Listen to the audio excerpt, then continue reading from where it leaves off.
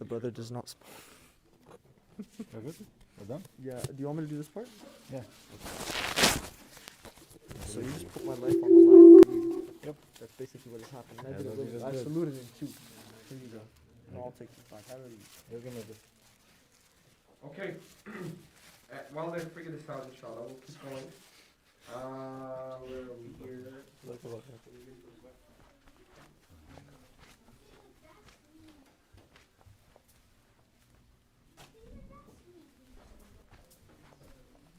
Okay, so as we discussed, so either the Prophet ﷺ was lying, deluded, or telling the truth. So we went through all of these.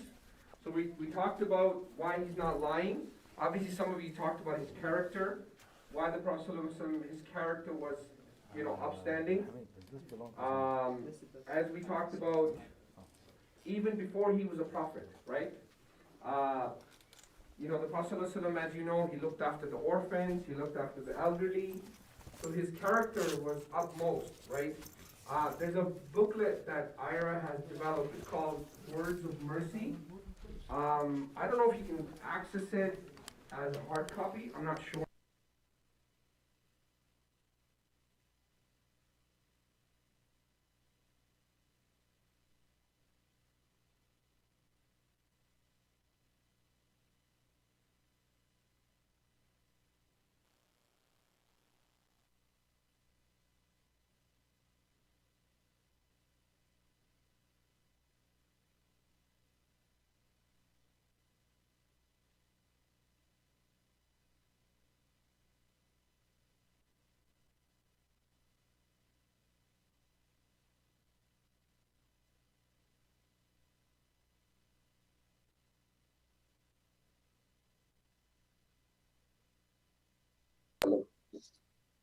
Check.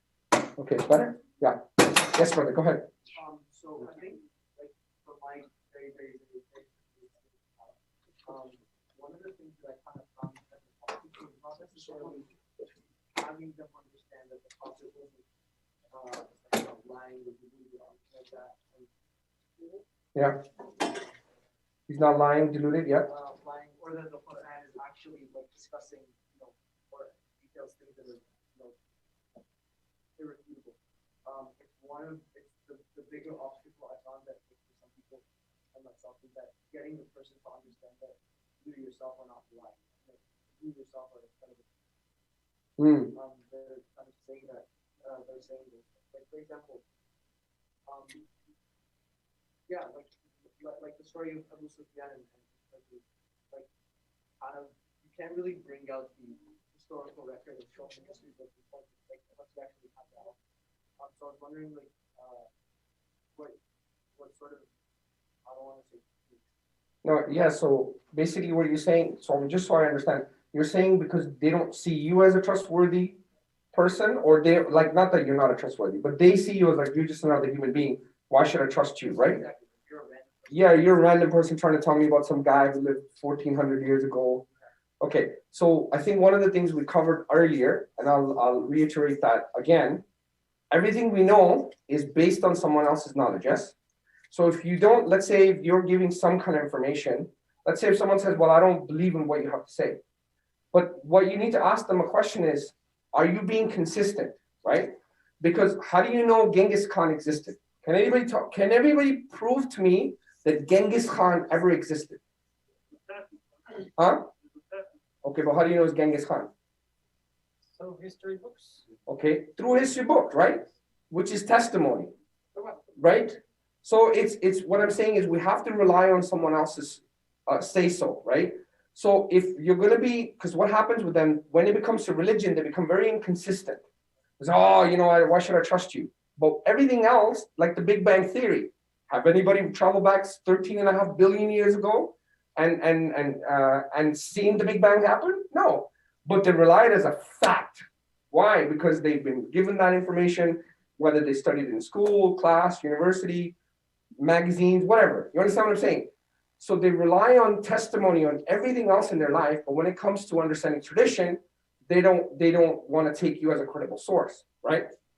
So they're being inconsistent, and you need to expose that. Like for example, The Chinese have their own history for 10,000 years, even longer, right? So am I supposed to say their history is false just because I'm not Chinese?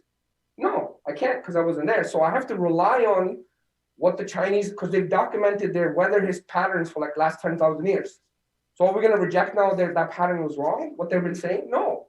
We have to rely on say-so of others. Say-so of others are a valid source of knowledge in epistemology, as long as that person is credible. Now, am I going to say all of China is lying? They collectively came together and they put this book together that keeps documented of all of their weather patterns? Can I say that? No, that means everyone is lying. So one of the things is the Prophet ﷺ did that when he was conveying this message, it wasn't to one person. So if it was just one guy that he gave it to another person, it'd be fine. There was hundreds and thousands of huffaz that were around the Prophet ﷺ. So in order to disprove this, you have to disprove all of these people. You understand what I'm saying? So you just kind of rely that. I mean, what happens in the dawah is like, this is what they will come back with. So you just got to be able to know how to deal with these kind of contentions. So one of the things we're going to come up with is how to deal with contentions. It's a whole section we'll cover today, inshallah. Yeah? Okay. So the diluted part, as you know, we talked about prophecies. Okay? Wallahi, there's so many prophecies we can discuss. But one of the most profound one that you would see right now is the Burj Khalifa and the Jeddah Tower in Saudi Arabia that they're thinking of building. So you know the hadith, the Prophet ﷺ said that the hour will not establish until you see Bedouin Arabs who will be competing with one another in building tall scrapers, tall buildings. Now look at this. Now the Prophet ﷺ is saying very specific to certain people, which is what? Arabs, Bedouin. He's not saying from the Middle East or no, he's saying Bedouin Arabs. So who are Bedouin Arabs? Like 100 years ago, if you go, even I was talking to someone in my family recently, they said about 50 years ago when they used to go to Saudi, the Saudis were poor. They had no money. 60 years ago, they didn't have any money. They would come to Pakistan. I didn't know this. They would come to Pakistan. Actually, my wife, who's Saudi, her father came to Pakistan to study. So what I'm trying to say to you, the whole history that's happening in front of us, that they're competing in these tall buildings, that the Prophet ﷺ predicted this 1400 years ago. So these are some of the prophecies that are happening in our lifetime. So, and they're very specific, they're not ambiguous. So one of the things when you, inshallah, when you guys have some time, when you order the book, The Forbidden Prophecies, or download the PDF and you get it right away, and you go through this book, you'll see what it shows that there are people that have made prophecies, but they're very ambiguous. They could mean this and it could mean that.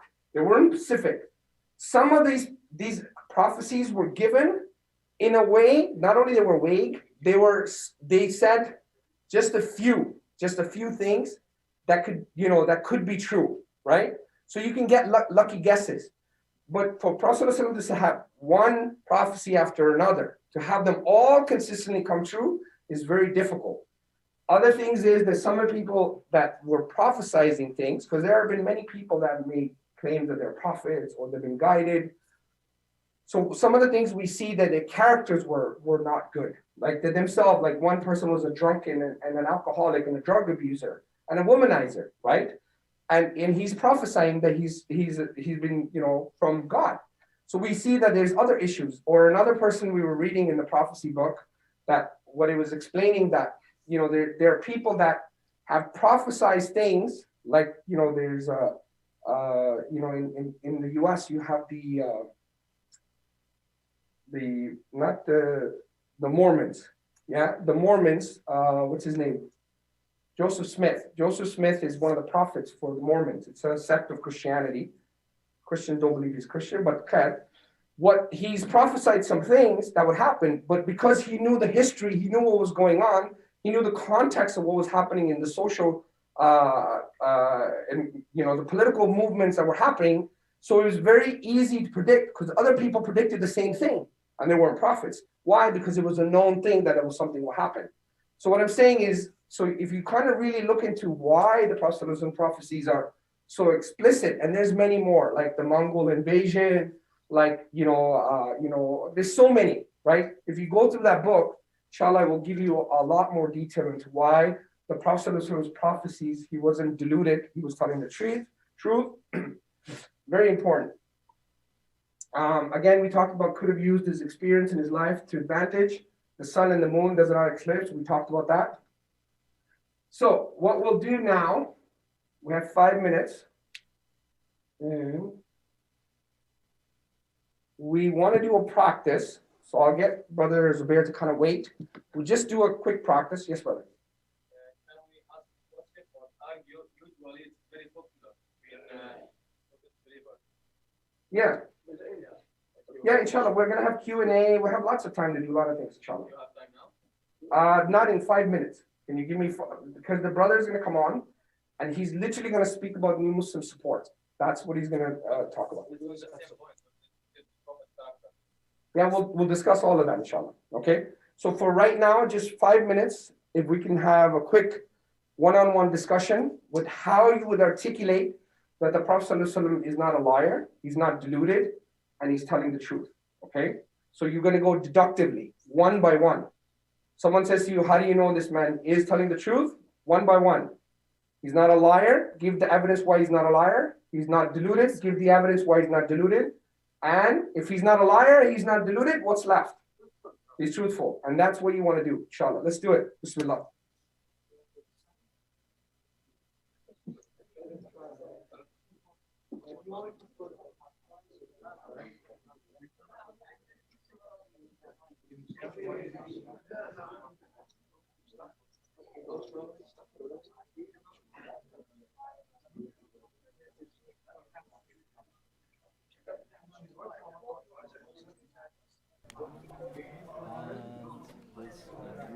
What was the question?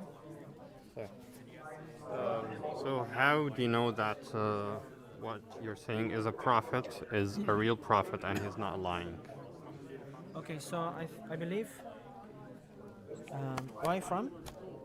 I'm from Egypt. Okay, so I believe you believe in the history of Pharaoh, right? In the history of Egypt, right? Yeah. So how many years the history of how many centuries, let's say, the history of Egypt goes back to?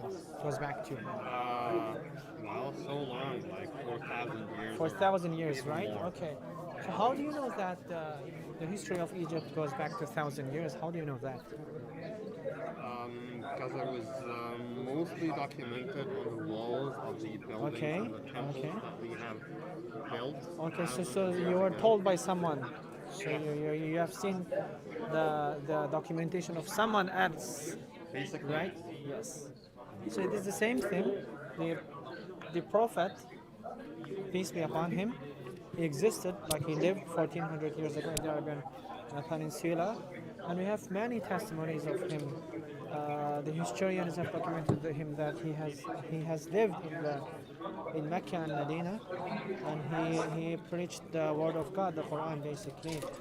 And then millions of Muslims, millions of people, basically after him, believed in him, and the Muslims, the number of Muslims have consistently been increasing throughout the history. The people who have testified him.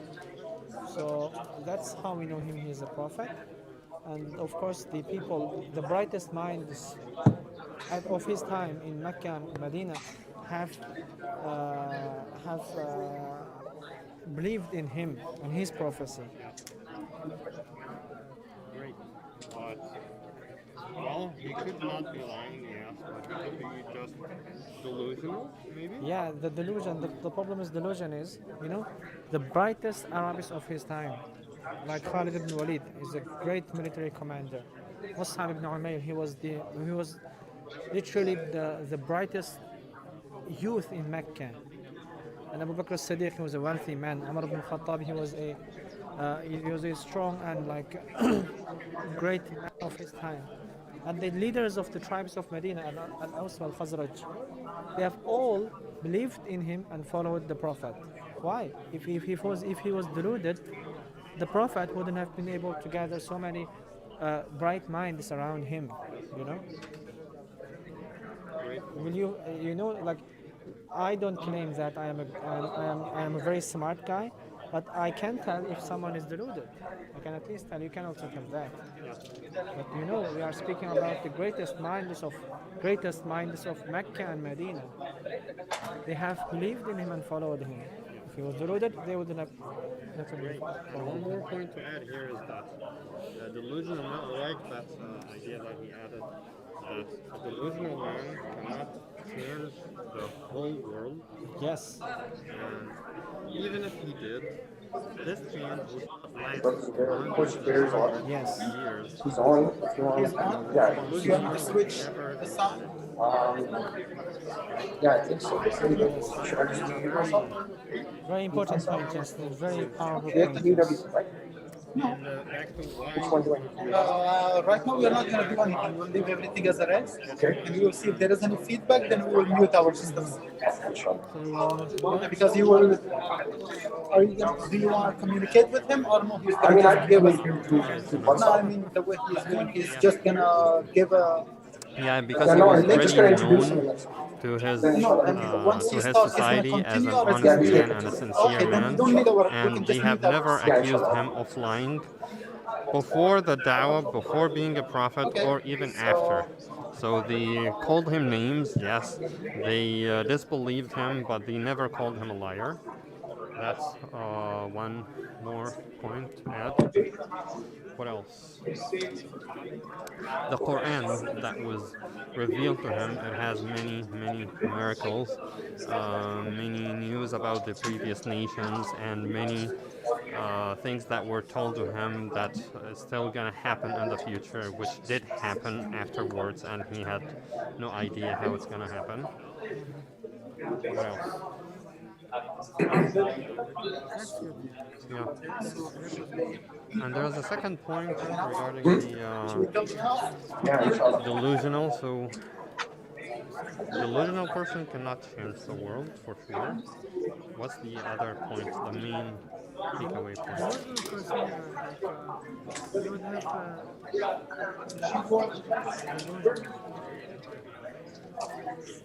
a delusional person who will not be consistent in his message. Yes. He was consistent throughout his prophecy. Great. That's yes. We came up with the whole idea of how to live your life in every single aspect of this, and the whole message is consistent. Great. Okay. We need to write this down, actually. People mostly sitting down. Thank you. Okay. Okay, unmute it now. Unmute. All right. Assalamu alaikum, everyone. Welcome back. I hope you guys had a really good discussion. Inshallah, what we'll do is, so this is not ended yet. What we'll do is that you guys practice among yourself how you articulate that Prophet ﷺ is a messenger of God. He's not lying. He's not deluded. He's telling the truth. What we're going to do is we're going to do another role play in a bit where we're going to interact. We're going to show you how it's done in Dawah. And then we'll get some of you to come up and do the role play and show how what you learn and you apply in real life. So before we do that, we have brother Coach Zubair, who is, mashallah, leads our new Muslim support effort. He's, as you know, he's involved with developing new Muslims because obviously there's a big need in the Muslim community when it comes to new Muslim support, because a lot of times everything just stays up to Shahada. And then because that's the most glorious part of Dawah is speaking to people, people taking pictures of you giving Dawah, flyers, and that's the glory of it. Nobody really finds developing new Muslim as very glorified, and there lots of amazing things about it. But this is, I think, is more crucial than even the Dawah. This is what at iEra we're focusing very heavily, that the new Muslim support is one of the most intricate parts of the Dawah. If this part is missing, the Dawah is not complete. So for this reason, we are today want to share some info, some of the things, our best practices, what we learned and what we've been applying, what have we been doing. We're going to have Coach Zubair, who's going to be sharing some of his expertise, how he has been managing and what he's been doing. And I'll leave the rest up to him to kind of share his insights, inshallah. So I'm going to mute myself, and I think he's going to speak. Assalamu alaikum wa rahmatullah, everyone. Glad to be just here. give us a few minutes. We just want to make sure that technicalities are good.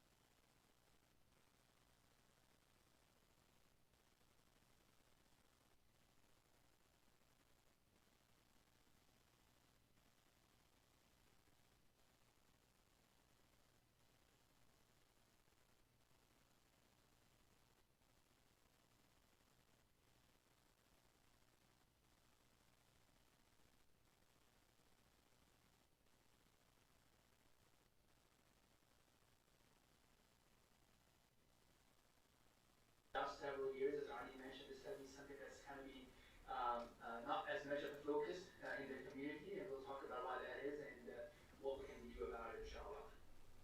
So, okay, so basically, I think it kind of goes back, very important to think about what is the goal, right? What is the job that you're trying to accomplish? And you can do a whole bunch of different things when it comes to da'wah. You could be just sharing the message, passing a flyer, asking a question, letting someone think about a question, maybe just giving the message of Islam, hey, this is what Islam says, Next level, you can have a discussion to convince them why you believe Islam. No, when I mute, there's no sound. To the next level, and when they're intellectually convinced, to now help them get the iman settled in their heart and manifested.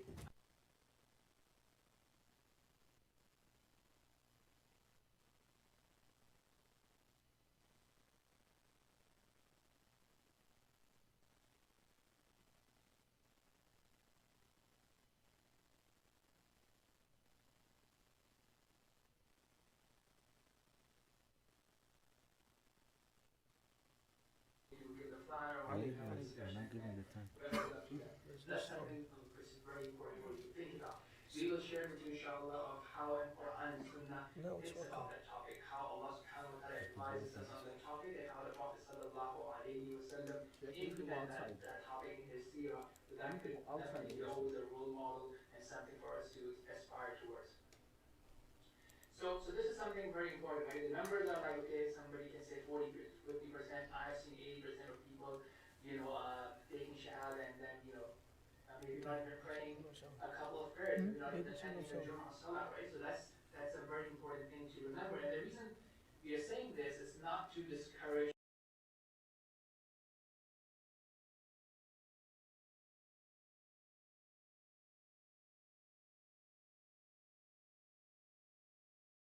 to keep in mind, because we said, okay, you know what, the job's done, inshallah, let's keep moving on.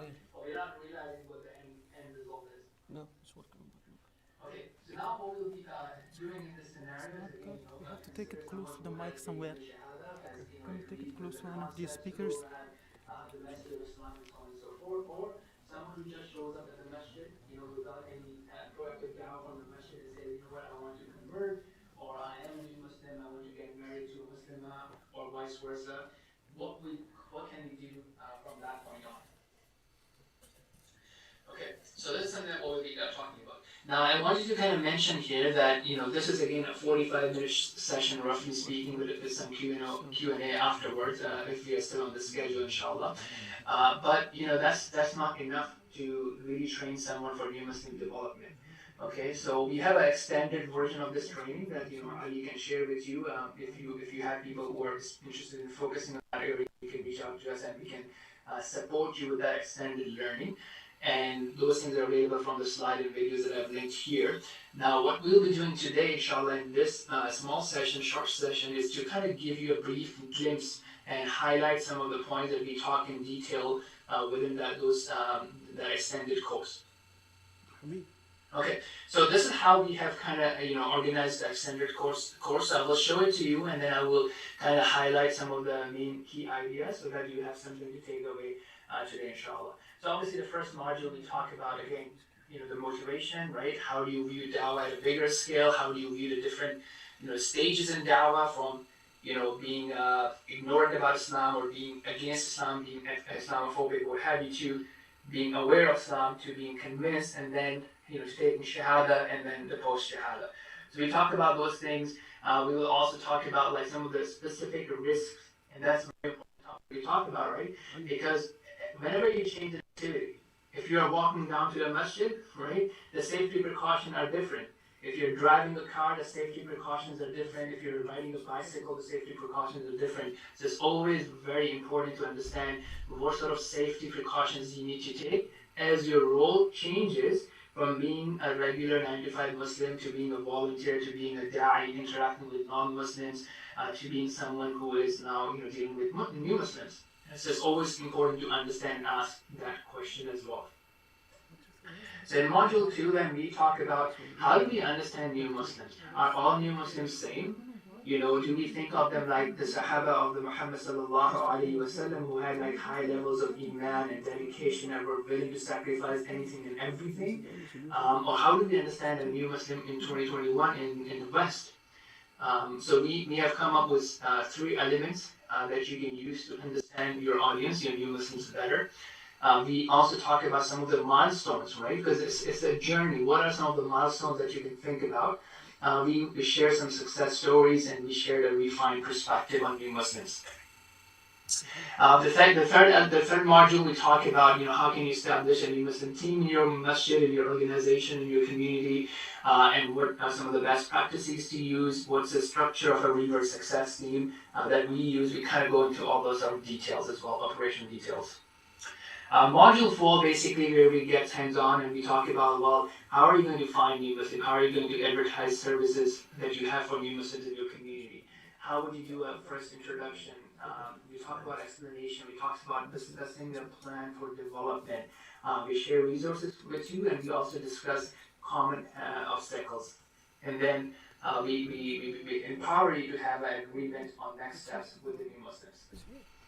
Module 5, we talk about how do you continue that sort of connection, that relationship, and continue to follow up. We talk about how do you address the questions about Halal and Haram, the do's and the don'ts, and some of the common pitfalls that new Muslims fall into. And then lastly, we touch a bit about personal development, dealing with listening to them, empathy, empowering them, helping them set some goals, and things around that. So that's our extended version of the course. Now, what I'm going to be doing next is kind of giving you some key ideas, key highlights from that course.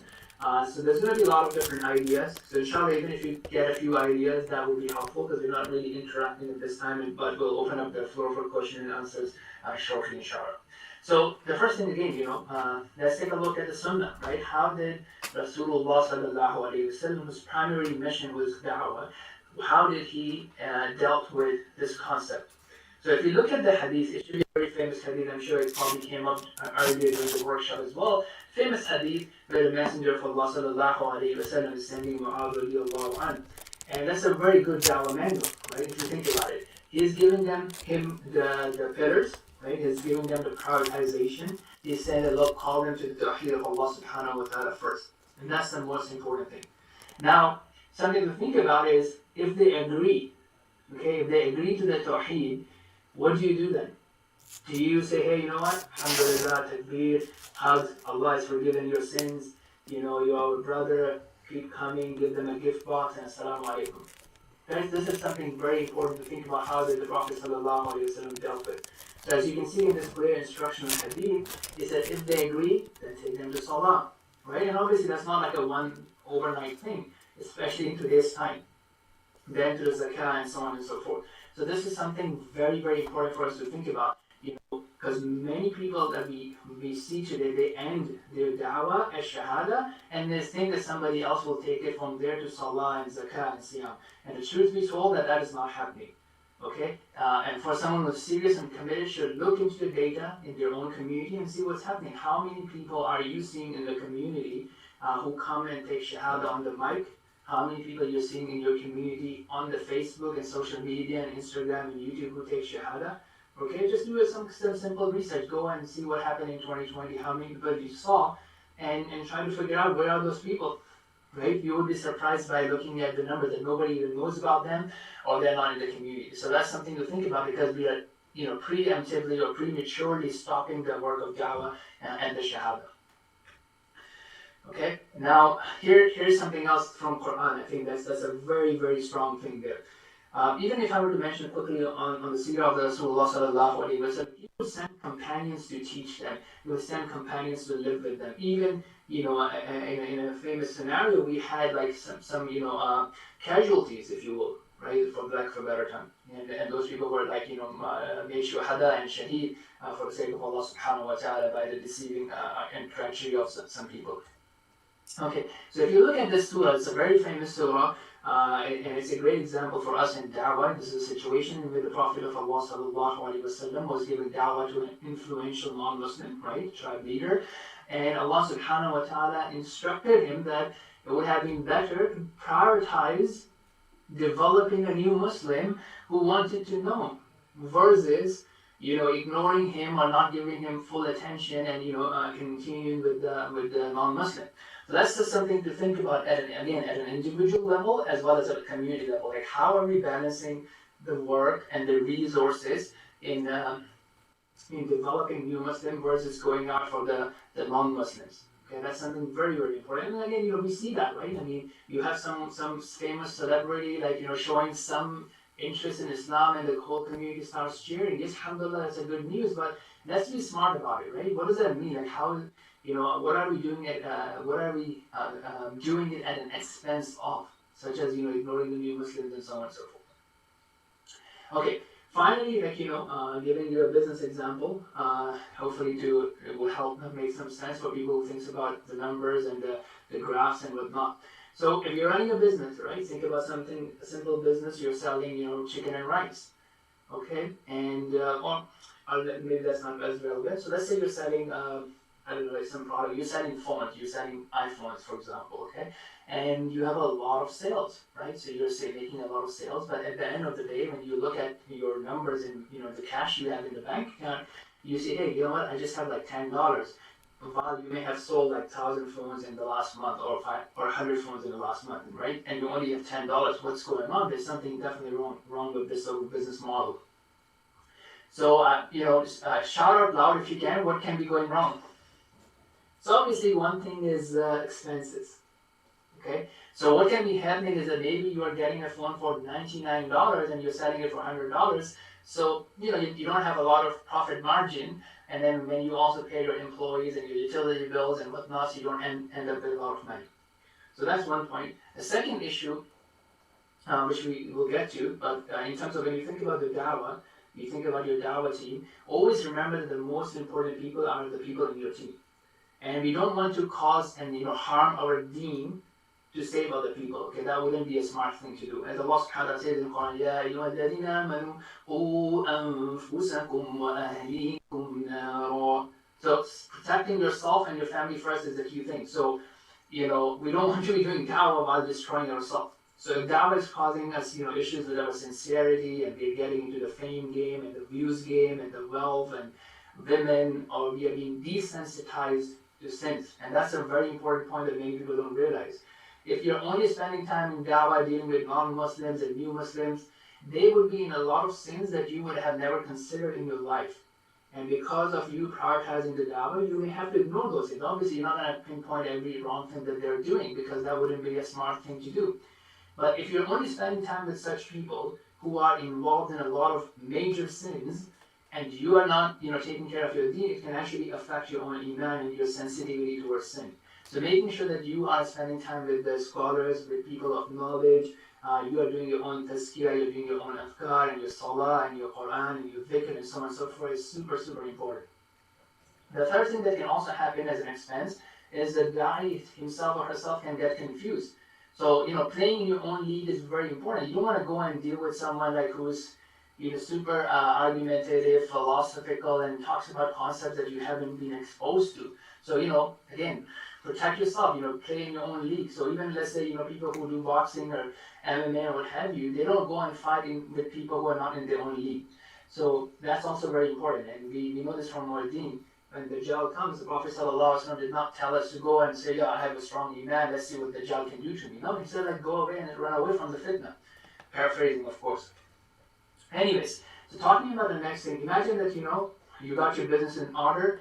After taking care of all the costs, utilities, and expenses, it costs you $2 per phone, and you're selling it at $10. So those things that are now in check, but then when you look at your business, you still don't have enough money. So what can be going wrong now? Let me give you 30 seconds to think about that. Let's see if someone can shout out the answer. Okay, so you know what happens now on Amazon? Or Walmart, Amazon has a button called refund, return the product. Walmart has like customer service lines where you can go and return the product. So that's what's happening. People buy the phone, but they don't like it or they don't know how to use it. So they come and they return. So even though You're making the sales, but you're not looking into the refund. So a smart businessman, what he or she would do is like, hey, what's going on? Why are people returning my product? Why don't people like my product? And you'll take a look at it and you'll try to reduce the refunds. So this is what's happening with our new Muslims. Yes, we have a lot of shahadas, mashallah, tabarakallah, but we have a lot of refunds, right? Because people don't stick to the deen, like even for a day. And we have to think about what can we do. Again, we can't force religion to anyone, but we have to think about what can we do to facilitate people to stay in their religion. So that's basically, essentially the pitch, why this is important and what's happening. Now, taking a look at one of the things that we talked about in our course is how do you understand a new Muslim? Okay, not every new Muslim is at the same level. Not every new Muslim is like the Sahaba of the Messenger of Allah sallallahu alaihi wasallam from a commitment and discipline perspective. So when you think about a new Muslim, think about these three elements. What is their motivation level? Not everyone saying the Shahada would have the same motivation level to follow Islam.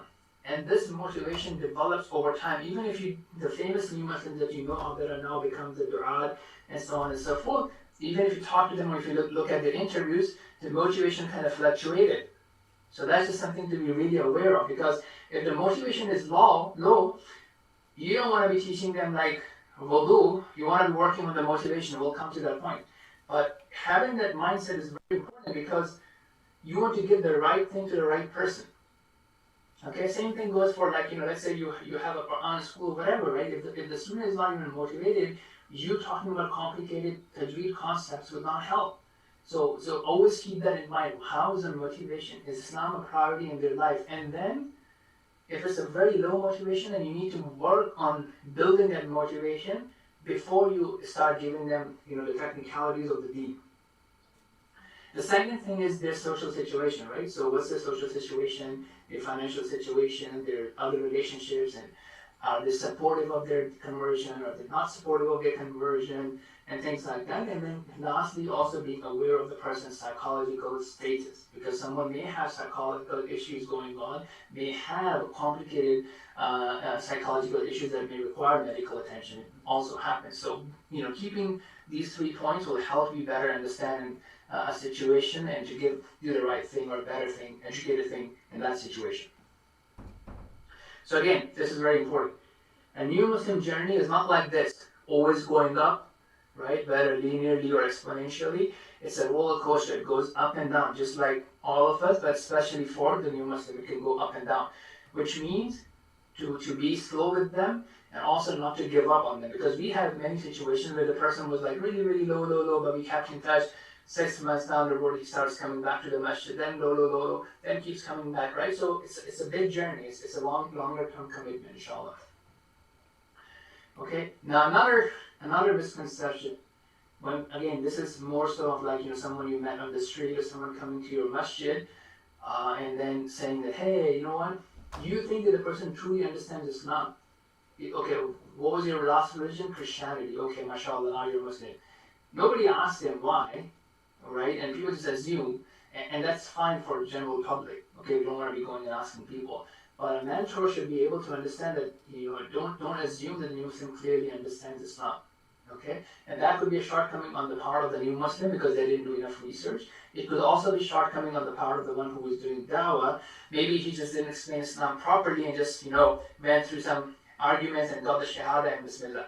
Right, so you have to make sure that they understand Islam truly, and that's I'm surprised many times I talk to people and say, okay, you left Christianity to become Islam. They don't understand Tawheed or anything. Many times, yeah, I had some friends, I liked the brotherhood, and I just wanted to. So for them, it's more of a cultural thing. They want to they want to adopt the identity of their friends, so they became Muslim. Alhamdulillah, that's a good thing, but it's important to keep that in mind because that means now you need to make sure the person understands what Islam is about. Okay, so here are some of the milestones that you can think about from a new Muslim perspective. So maybe initially the milestone will be that he or she just keeps in touch with you once a week. Maybe once a week phone call, once a week meeting in person, or I'm sure Ali may have talked about iEra meetups, so that's also once a week. So he's keeping some sort of touch, even if it's only once a week, whether one-on-one or whether in a group. So that could be one milestone. The next step would be that, hey, you know what? Now we are going to pray together, we're going to do wudu together.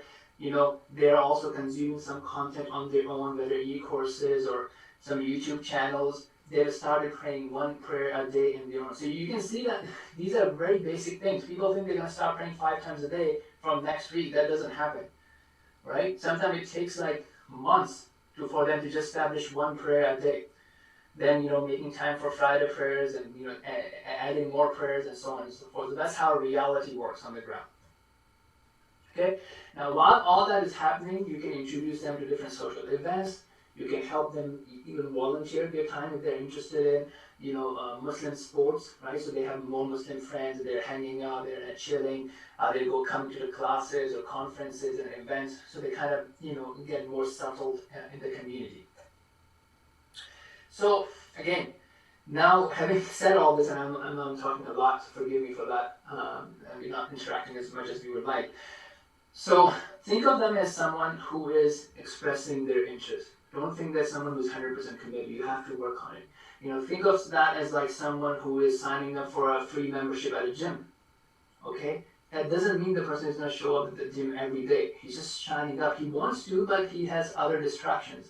So a good gym, a high-performing gym, would actually reach out to their customers, would make their stay very pleasant, would call them, would remind them, and so on and so forth. And don't forget that Shaitan is competing against us as well, right? So he's distracting them, and he's active. So we also have to be active, can't be passive. Yeah, it's a new Muslim. If he needs anything, he'll contact me. That's not how it works. Okay, so another concept, and as I said, I'm just giving you a lot of different concepts from the detailed course so that you can think about these ideas, inshallah. A lot of time we call new Muslim support, new Muslim support, new Muslim support. I hate that word. We're not doing support. Okay, and it's very important because support is very passive. It's important, but it's very passive. It's not going to work. So we are doing success work. So in iEra we call it New Muslim Success Team. Here are the differences. Support is reactive. Hey, my phone is not working. My computer is not working. How can you help me? This is important, right? But if the person is not going to even use the product or the phone, then they won't even call you. So we want to be proactively making sure that they're using the product. Okay, so that's called customer success. We are not there just to solve a 5 minutes issue. We are there for the long-term success. Okay, so I hope that makes sense to you. So here's something, what you can do now if you set up a team in your community. Make sure that the imam is aware of it, the management is aware of it. Because what should happen then is if a new Muslim comes in the masjid, what happens today is the management may say, okay, you know what, mashallah, that's good. Maybe they will give them some box or what have you. And obviously they have other things to worry about, right? They're very busy. Like, we have a lot of stuff that needs to happen in the masjid. So that will be it. But what I want you to do is to train them and make sure that they take the contact information for the new Muslim and then they pass it on to your team so that your team can then follow up. Let the new Muslim know, hey, you know what? We have brothers and sisters who understand newcomers, who welcome them and who support them and who basically make sure that they're successful and empowered in the community. Can I pass on their contact to them? Somebody will reach out to you. Fantastic. Let's make an effort. Let's do that. Make sure that other teams, in the street dawah teams, who don't know, doesn't have any Muslim support, they know about you, they pass on the contacts to you. Make sure some marriage officers. So sometimes in the community you have marriage officers who are licensed people. Usually they are imam, but not always.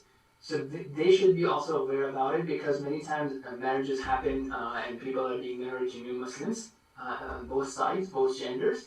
So those people can also be a great source for you to get introduced to new Muslims that you can then help and develop.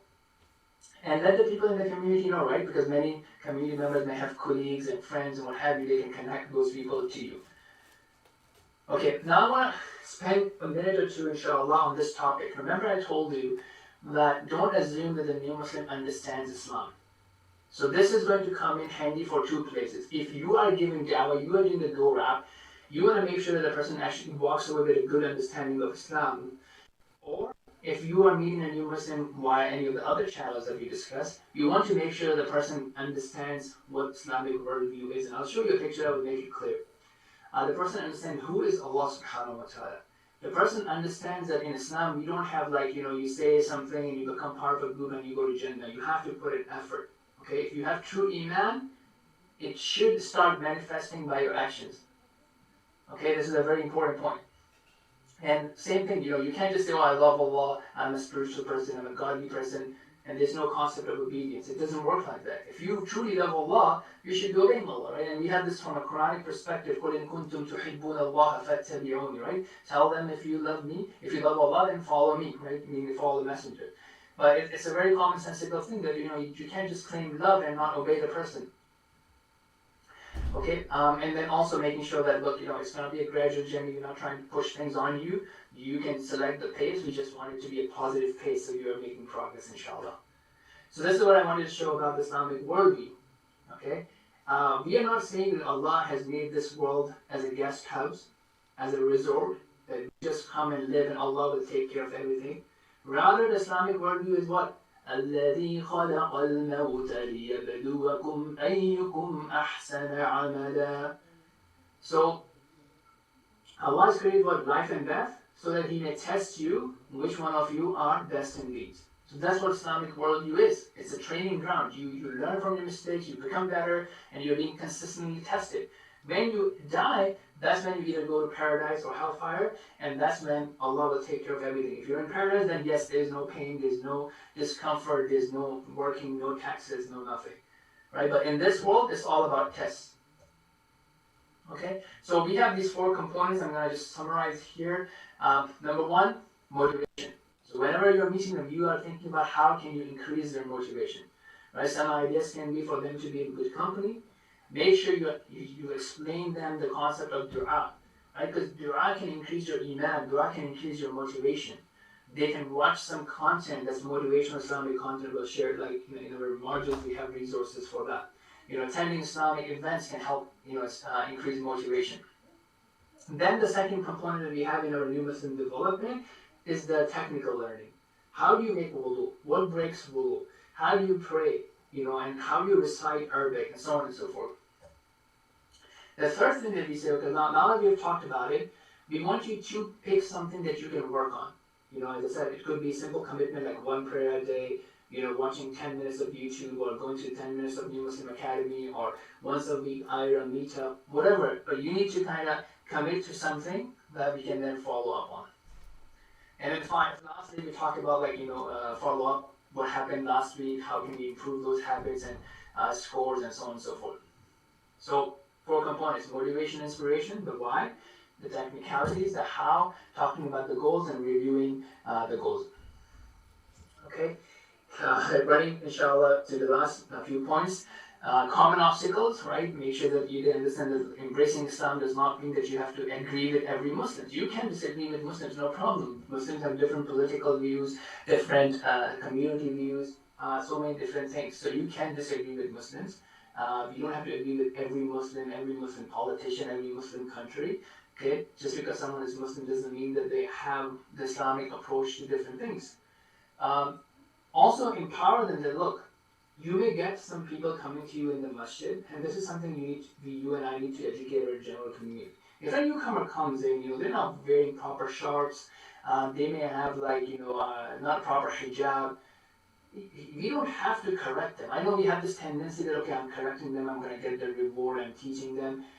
But because of the community and the culture we live in, you may actually make the person more conscious, and the person may think, hey, you know what, maybe I'm not fitting into this culture, and people are always judging me, and they may be, not encouraged to come back in.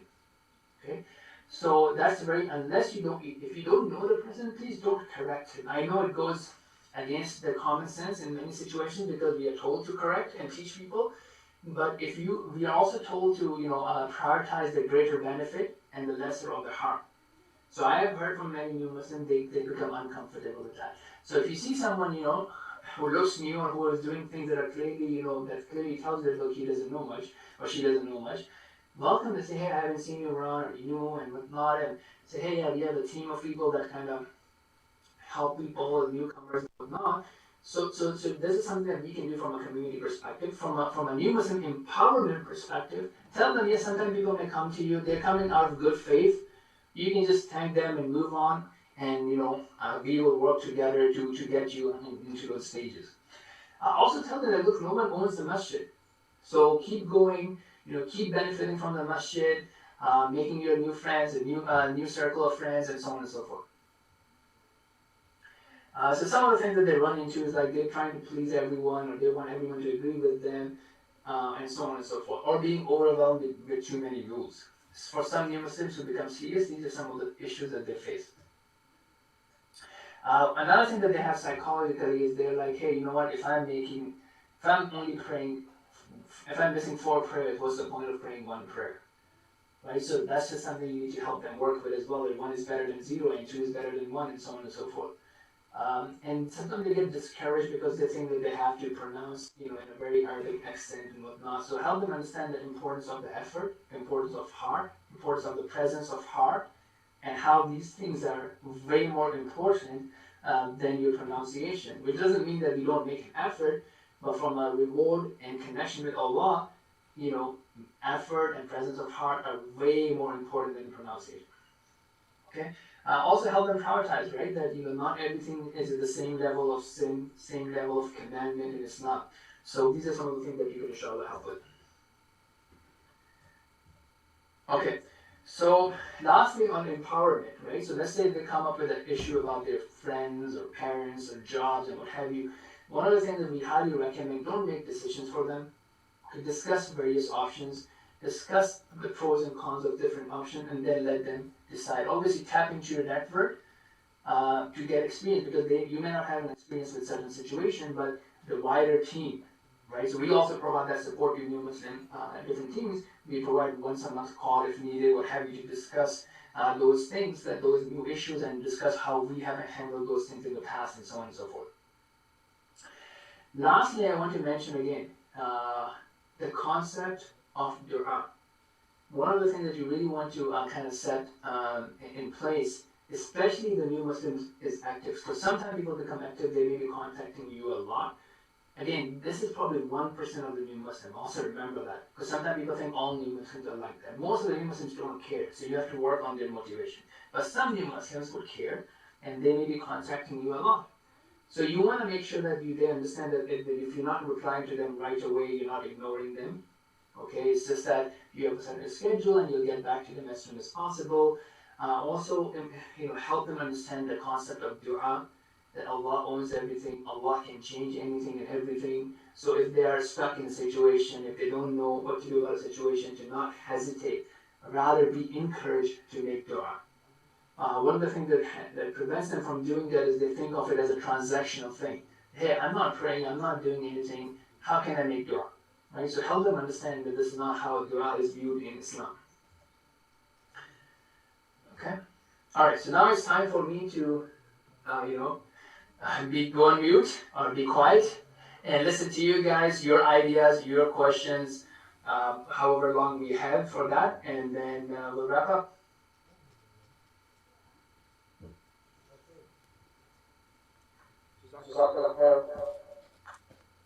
I just going to figure out how to do this Q&A.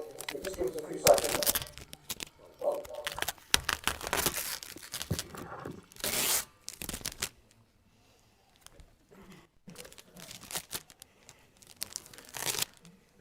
Nice. So, does anybody have any questions for Brother Zubair? Okay.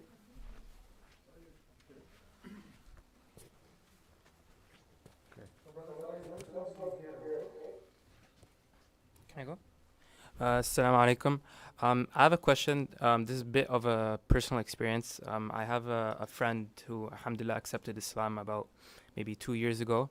But the issue I'm kind of finding being there, like as you said, the new Muslim success is his personality sort of is he's very reserved and does not like sharing a lot about like what he's going through. So it is a bit difficult to get from him what are some difficulties, what he's going through, what does he want to learn, and I try to sometimes be direct, indirect, try to play the long game, but I feel like it's sometimes very difficult to extract anything from him and see what he needs help in. So do you have any tips on how I can maybe change my strategy and try to be there more for him? Sure, Mashallah, very good point. So this is one thing I want to clarify. We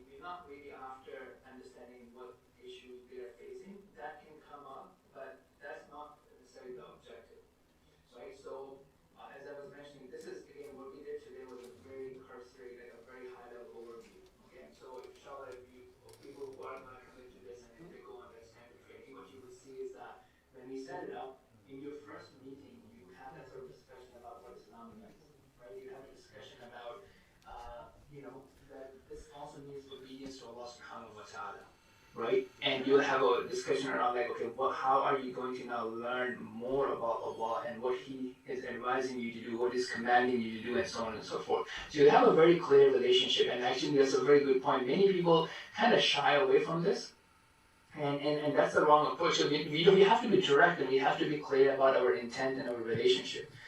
We're not trying to push them, hey, why don't you pray 5 times a day? Fear Allah, you'll go to hellfire. We're not doing that. But at the same time, we can't just be like very passive. How's everything? What's going on? Is everything okay? Assalamu alaikum. Right? We have to be like, kind of balanced about that. Right? Just like how you would do with your, family member. So what we're trying to do is, we have this discussion and look, now we have 3 things. We can learn more about the deen and about Allah subhanahu wa ta'ala. So let's do something about it. So for example, one of the things that we do on pillar 1 on motivation is we have a Quran study circle. Okay, 1-on-1. So sometimes we have 3 brothers coming together, if not, 1 mentor and 1 new Muslim. And we read Quran, for example. Right? And then when you're going to read Quran, it's going to talk about Amal Salihat, it's going to talk about establishing Salah, it's going to talk about trusting Allah. So that itself would drive the discussion. Right? Then you ask them, hey, what do you think? Do you want to now start, Allah wants you to pray 5 times a day. Do you want to start praying at least once a day? Do you want to now start learning how do we pray to Allah? Obviously, when we talk about prayers, we go in details, we differentiate the dua and the salah. So at the very least, you need to have a habit of making dua, right? The afkar. So even if you're not praying, when you wake up, you have 5 minutes of dua to Allah. That itself is a very good start. And then you talk about the salah and what have you. So those things would help you have a very concrete discussion, because then he would say, yeah, I can't pray because my mom hates it, or I don't know how to pray, or I don't know how to make wudu at work. And then you can empower them to come up those obstacles, because that would only happen is if you have a goal and a discussion in mind. Hope that helps, inshallah. Anybody else? Anybody else have a question?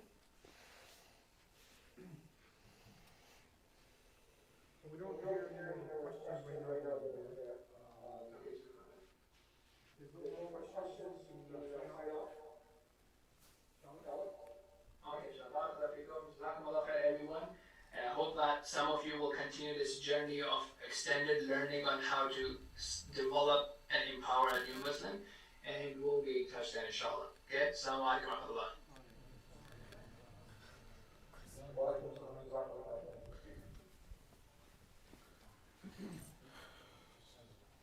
So I think if you can rephrase all that, because it was like. What? If you can rephrase all that, because I don't think people really attend to it. Able to? Okay. Okay. Do you want to give like a quick recap of what you said? Yeah, just in case. That's what I'm going to do right now. Yeah, the major points. Yeah, I'm just going to discuss now. So, isn't this one dying, by the way? Oh, nice. It was batteries. I have batteries. Oh, red? Is that what it is? Is it red? Yeah, it's red. Well, you got 2 batteries. Yeah, I Okay, sure. I'll put it in. I just want to use. batteries. Keep the old ones here so you don't mix them. Yeah, I'll just put them on the floor here. Okay.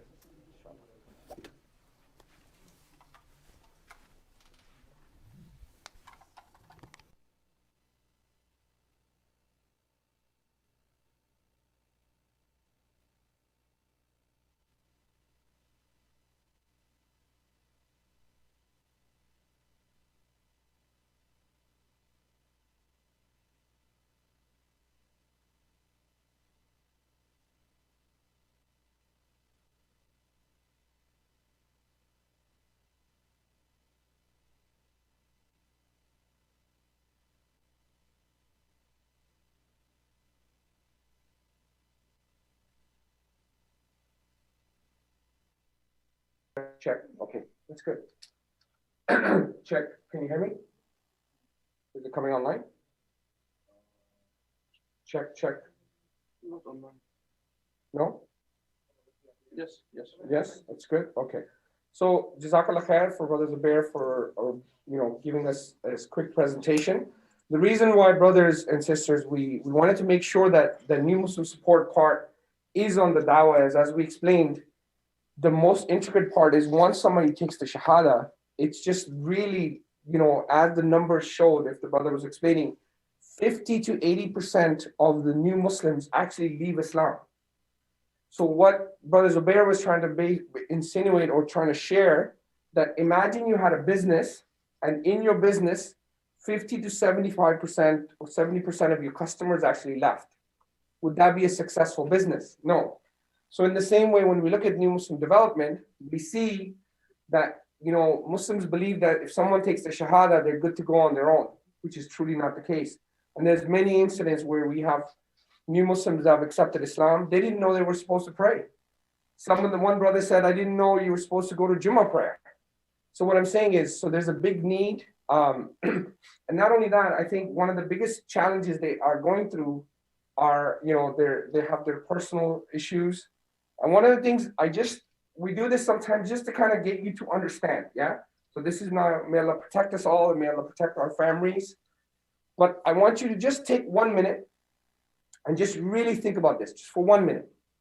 Imagine your loved one, someone you love, either it's your brother, your sister, your mom, your son, your daughter, any one of them that you really love and is close to. Imagine a Christian missionary comes and he gives them their batil dawah, and for whatever reason, maybe they're confused, maybe they haven't really understood Islam, they leave Islam and they become Christian. Okay? Imagine this was someone you love. How would that make you feel? What would it do? Tell me. Disappointed. What else? How would it make you feel, guys? Yes, sister, how would it make you feel? It would make you feel sad. What else? Huh? Lost. Yeah? What else? Devastated. Okay? What else? Yes? You didn't try hard enough. What else? Failure. Okay. So now let me ask you a question. Now I'm just going to ask you this question. Let's just put ourselves in their shoe, and they have now left Islam. They're in a world of Christianity, and they're your family member, someone you love. Would you ever give up on them? So what would you do? So we think behind the reasons why he left Islam. Okay, that's fine, you would think, but what would you do? So we think about their mentality of them about Islam. It's not that much strong. So we're gonna argue with them about what they think about Islam, the real ideas. Okay. So you try to show them the evidence why Islam is true. Okay. Try to bring them back as whatever it takes, trying to bring them back to Islam. Okay. Yes, sister. Try to bring them back. The brother said. What do you think?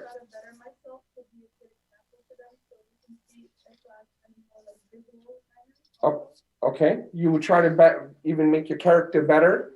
Yes, Sheikh. I think you should show them love. This is the most thing they need. Show them love. Okay. You would show them love. Okay. What else? And evaluate my situation and the whole situation with them on my side both. Right. And to be concentrated on my side always. Right. Because I can adjust my behavior, but I can't adjust this. That's right. The person is not enough to affect them somehow. Mm. So I have to evaluate myself Mm. to be able to be something to them. Okay. So now, yes, sister.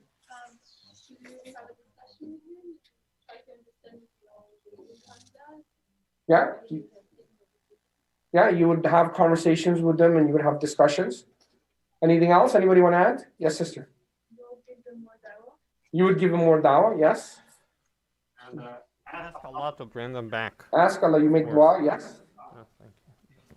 Is that it? Or is there any more? Now, the reason I did this exercise is for a very pertinent reason. Can I add something? Yes, please do. When I evaluate myself, first of all, my first suggestion, if I couldn't, or if I feel I don't try enough, and I feel that I'm not able to be capable to do the job as it should be done, if I can ask for assistance from other brothers or sisters, that will be also, I think, it will be. Yeah, you would ask help from others. Yeah. Now, all these scenarios, inshallah, all these scenarios, if there's anybody has anything to add more, was that it? Any of the sisters in the back, do you want to add something? The couples in the back? No? The reason I brought up this scenario, brothers and sisters, for a very pertinent reason.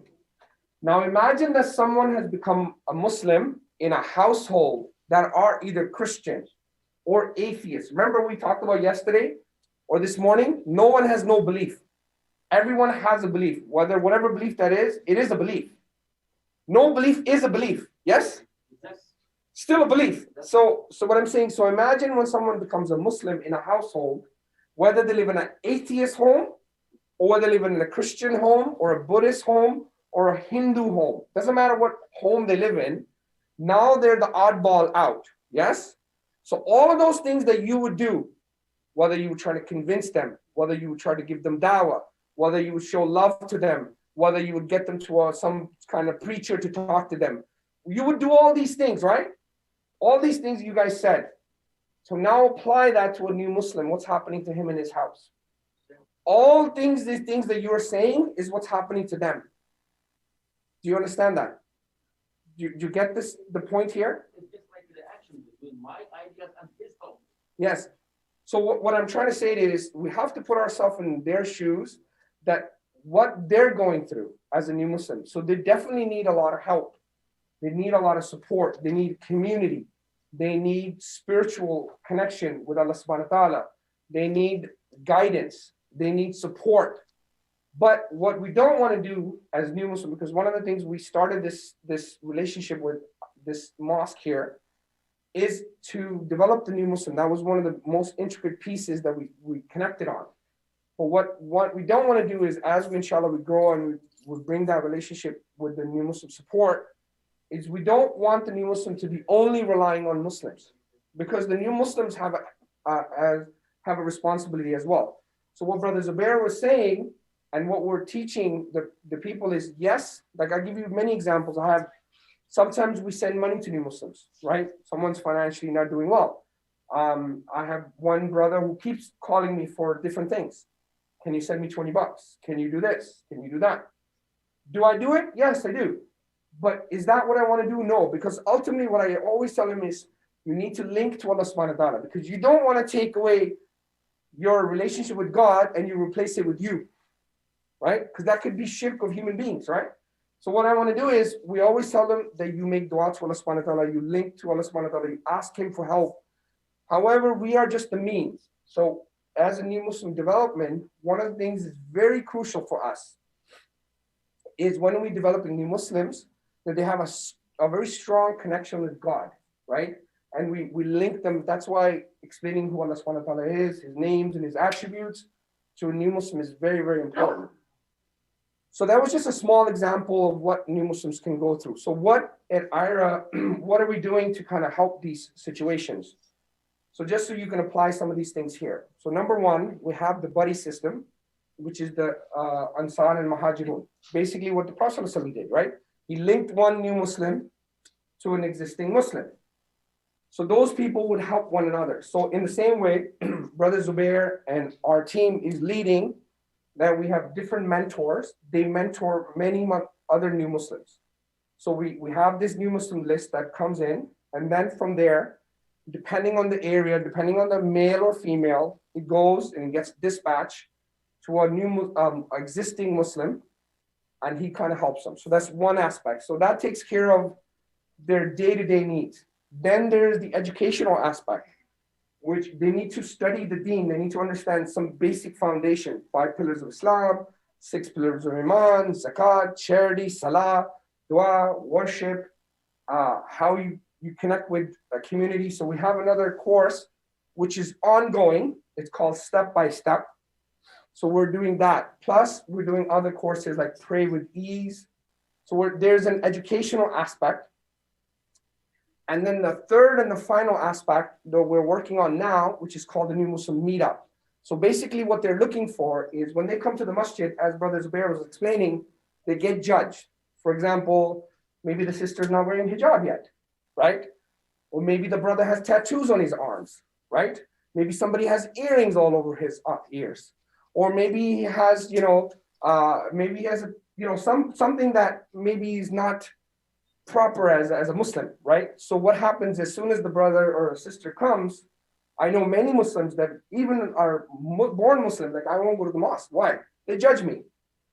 So for that reason, I'm not saying we want to disconnect them from the mosque. That's not what we want to do. We want them obviously to be the part of the mosque. What we want to do is give them a safe space where they can speak. So what we do is we have these group meetings on a weekly basis or bi-weekly, or even once a month if you can start with, that they come together and they discuss different challenges. And it is being supervised by a leader who does understand Islam a little bit and kind of mentor them. So these are the three aspects that I would highly recommend for this team here. Inshallah, we'll develop that and we'll work towards that. Any questions on these parts? Yes, sister.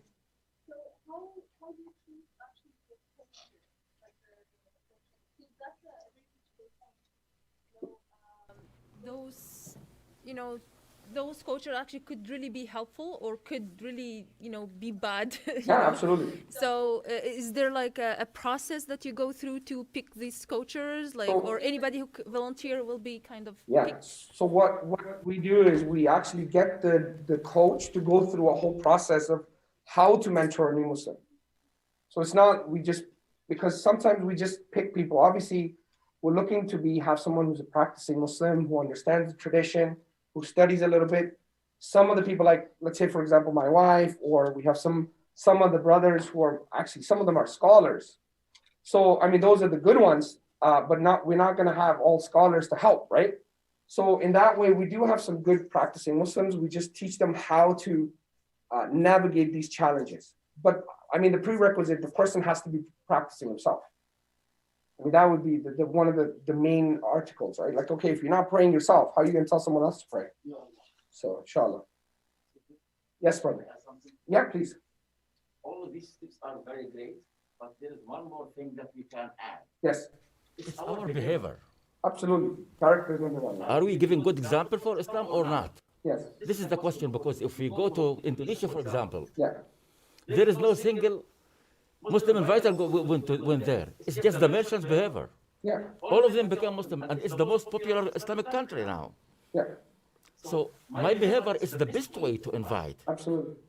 Agreed. But what I'm saying is, besides theories, besides like giving him the ideas, besides giving the instructions of Islam, all of these things are perfect. Yeah. But it should be supported with action. My behavior. Yeah, absolutely. Agreed. But the thing is, you have to remember that we cannot, just because we have some Muslims to do bad things, that doesn't mean Islam is bad. Yes? So Islam is perfect. So there are some deficiencies in human beings, right? So the idea is we're not showing them our cultural Islam. We're not showing what Saudis do, or Pakistanis do, or Egyptians do, or Moroccans do. We show what Islam teaches. So that's the idea. So the behavior doesn't come from the people, it comes from our tradition, inshallah. When I mentioned the merchants, I just mentioned their nationalities. I mentioned their deen, their Islam. Yeah. This is the Islamic behavior. Exactly, yes. Agree, 100%. Yes, Sheikh. So, when you talk about somebody who doing a rejection of Islam and come back, murtad, so we should talk about the good point or the weak point for us as a Muslim, or sensitive points, and we should talk about the opposite side who works against Islam. Where is they concentrate on which points? Like there's many of sensitive points. I wanna mention some of them and concentrate on ones, which I think I can share it with the brothers here and sisters. Like they said, Islam spread by soul. We have to explain for Muslims first. This is wrong act, or this is wrong fact. One of others mislead Muslims and another Muslim, non-Muslim. Like Islam put women on down level. Yeah. We should argue about this. Another one, they put the soul on our back exactly on Prophet alayhi salatu wasalam. They said he is niswanji, likes women.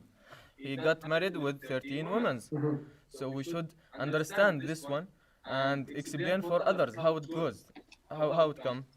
Like we can say on this point, who is Niswanji or like women or follow women or goes to women place, he got adapt with this stuff since he was young, like on adulthood. And Prophet Muhammad has witnesses or shahadat, I mean, from enemies that he wasn't that guy when he was young.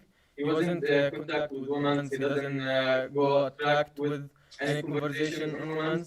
He got married while he was 22 or 24 with woman, Sayyidina Khadija radiallahu anha. She was older than him, 15 years. Yeah. And he got stay married with her until Am al-Huzn, the sadness year. And it was almost 10th after Ba'atha, 10th year after Ba'atha. So if Prophet Muhammad got the Ba'atha at 40 years, after 10 years he was 50 years. So from 1 year until 50 years, he just got one wife. And she was older than him. So what is the desire of sexual desire for him? After she died, he got married right away? No. He got married after 4 years. So he got 54 old. Between 50 and 54, he got married from Sauda bin Zam'a, and she was older, much older than him, almost 80 or 70. So that doesn't consider like married. He got married from Aisha. He was 54. So we're talking about almost 10 of wives between 54 and when once he died, rahimahullah, on 63. So we're talking about just 9 years. He got married from most of or all of wives. Where is the desire of sexuality? We have to explain for ourselves, for others about this point. All of wives was under reason, not desire. It's between, because tradition between Arab, it's how to make a contract between fighting trouble or fighting people by getting married from each other. So this point we should explain for people. And that's why you're here today, brother. That's why you're here. So the idea for you guys to be here is to first, not for me to give you the fine details, because you, mashallah, you already have them. The sister over there has a question. My job is not here to teach you Islam. That's not what my job is. My job here is to show you what are the easy steps to articulate Islam in the most compassionate, most reasonable way, and the most simplest way, right? That's why we're going to these kind of discussions. It's like we're giving you the skeleton, right? And then you put the meats in the middle, yeah? Inshallah. Yes, sister. So I have a question. Sometimes we have like pure intentions to guide people, but sometimes instead of guiding them, we lead them astray, even though we have really pure intentions to help them get closer to Islam. How do we prevent that from happening? I'm sorry, I don't understand your question. If either you could rephrase it or say it a little louder. So let's just say I have good intentions to bring someone closer to Islam, right? Yeah. And even though I have good intentions and pure intentions, it leads them astray more than it brings them to Islam. Okay. How am I supposed to prevent that? But the idea is, sister, so we talked about this yesterday, that we don't convert, we convey, right? At the end of the day, everybody's actions are based on what they want to do, right? We can't guide people. Allah is the one who guides, but they gotta want it for themselves. You understand? I have some people very close to me that I know the more I speak to them, the further they go away from Islam. You understand what I'm saying? So is it lack of me, or is it something to do with them? Or is it something that, you know what I'm saying? So it's not really necessarily on you. Your job is to advise and convey, and that's it. Don't make it too personal, right? Because if you make it personal, obviously when someone is close to you, then it becomes very personal, unfortunately. But just you have to learn how to disconnect. And I think, wallahi, I'm going to be honest with you, I think one sheikh said something really powerful. He says, if you want someone truly to be guided, get up in Hajj time and make dua for them. And cry in front of Allah subhanahu wa ta'ala. And you'll be like, well, that's such a ridiculous thing to do. But wallahi, it does make a difference. If you ask Allah subhanahu wa ta'ala, because He's the one who guides, right? Yeah, of course. So inshallah, so yeah, hope that helps. Okay. Yes. Yes, sir.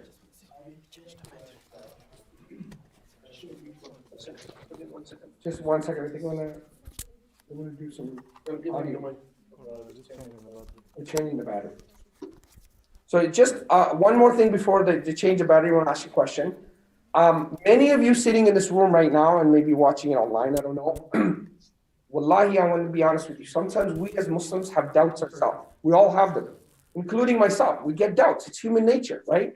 The Sahabas used to have doubts, right? When they went to the Prophet ﷺ, yeah, it's a sign of strength. The Prophet ﷺ said to the Sahabas when they came to him, and they said, we're having these challenges. They said, that means that your iman is really high. However, that being said, how do you deal with these things? It's not like you just let it go. You have to educate yourself. You have to learn. So where am I going with this and why am I saying this while these batteries are being changed? Some of us have some really deep questions about, let's say, jihad, or we have slavery, or the Prophet ﷺ married many wives, or all of these questions that we have. So I don't want to just leave you in a vacuum and say, hey, figure it all out. I believe there's a lot of things online that you can go and research, but one that I like to promote, I don't work for the organization, but I think the Sheikh has done a really good job. His name is Sheikh Fadl Suleiman, and he has a series called Islamophobia. So if you want to Google it, you want to search it, or you put it on your phone, he has 2-part series. It's called Islamophobia, and they're 20 videos each. And he goes through every contention step by step. So if the brother has explained some things about the Prophet ﷺ, why he wasn't a womanizer, etc., you may have heard 5 things and maybe missed 30 more. He goes through in detail. And the reason I really like Sheikh Fadl Suleiman, not only does he go through details, he gives you all the dalil, all the evidence from the Quran and the Sunnah as well. So it'd be a really good resource, especially for the da'is, because that's one of the things I had to do for myself, is to really understand the contention myself before I can explain it to someone else. So Islamophobia is a really, really good resource. And it's Islamophobia 1 and I think Islamophobia 2. And there's 40 videos. They are long. Some are 20, some are 30 minutes, some are 5 minutes, depending on the topic. So for all du'ats, definitely you should go through them, even if you're a new Muslim mentor, because you need to know how to answer these questions. So that's one resource I want to leave you guys, inshallah. So now the battery's up, and the brother had a question, inshallah. Okay, so the yes, I was I don't know how to start this. So this is all great, okay, but if you were gonna try, so if we get a question, we try to turn it around and relate it to go rap. Okay, any question, but eventually you'll have to answer these questions. Absolutely, all questions need to be answered. So if they can be, yes. If you want to teach something, you have to be perfect at it.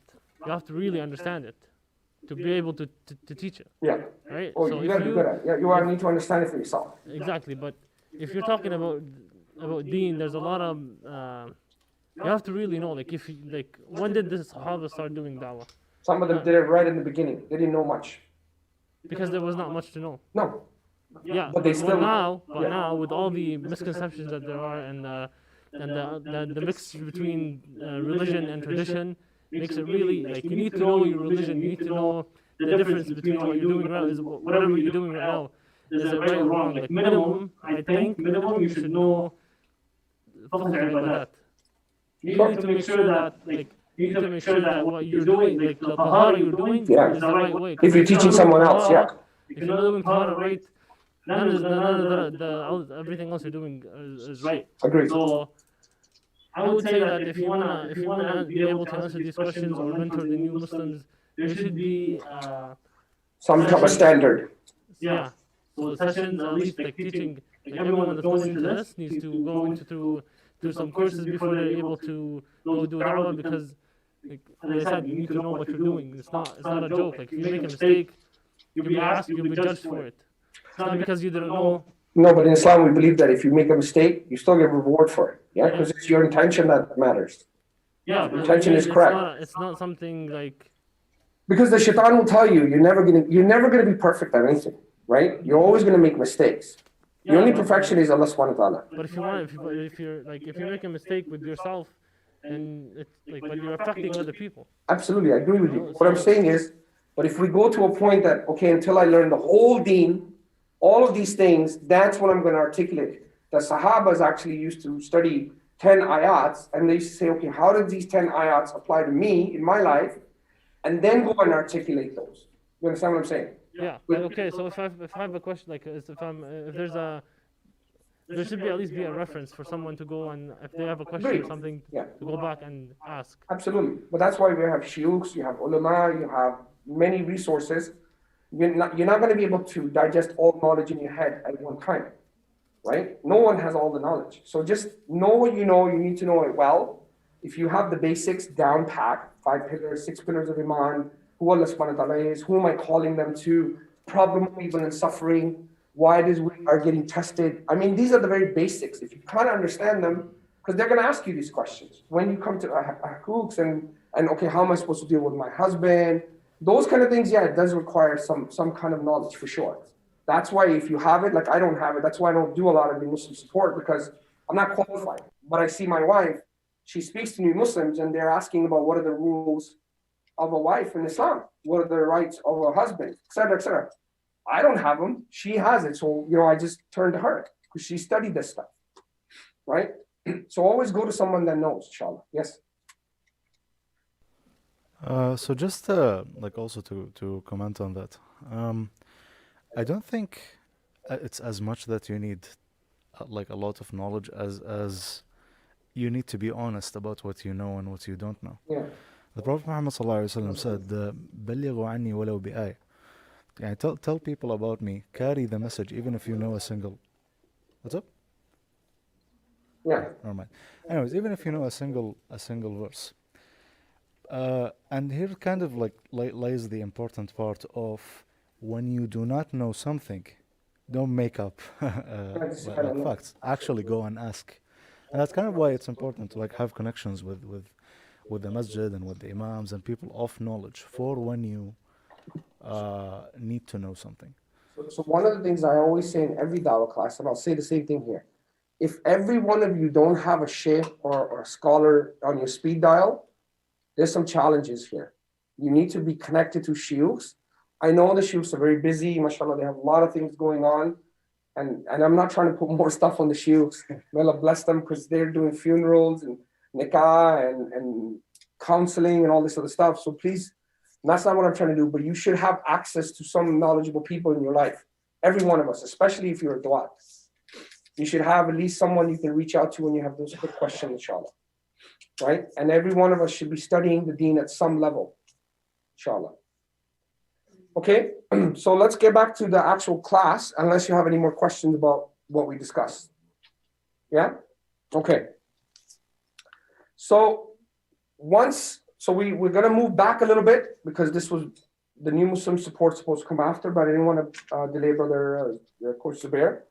So once we've gone through the go-wrap, God, oneness, revelation, and prophethood, now we want to summarize for the person, because one of the things we've come to realize, and just a humble advice to share with you, some people have taken a shahada and become Muslim, and they didn't even want to be Muslim. It's like a flavor of the day. It's like, oh, it's cool. Everybody's a Muslim. I want to be a Muslim too, right? So they sometimes, or some people are, accepting Islam. It's like today they become Muslim, tomorrow they become Christian. Then they become atheists, and then it's like a flavor of the day.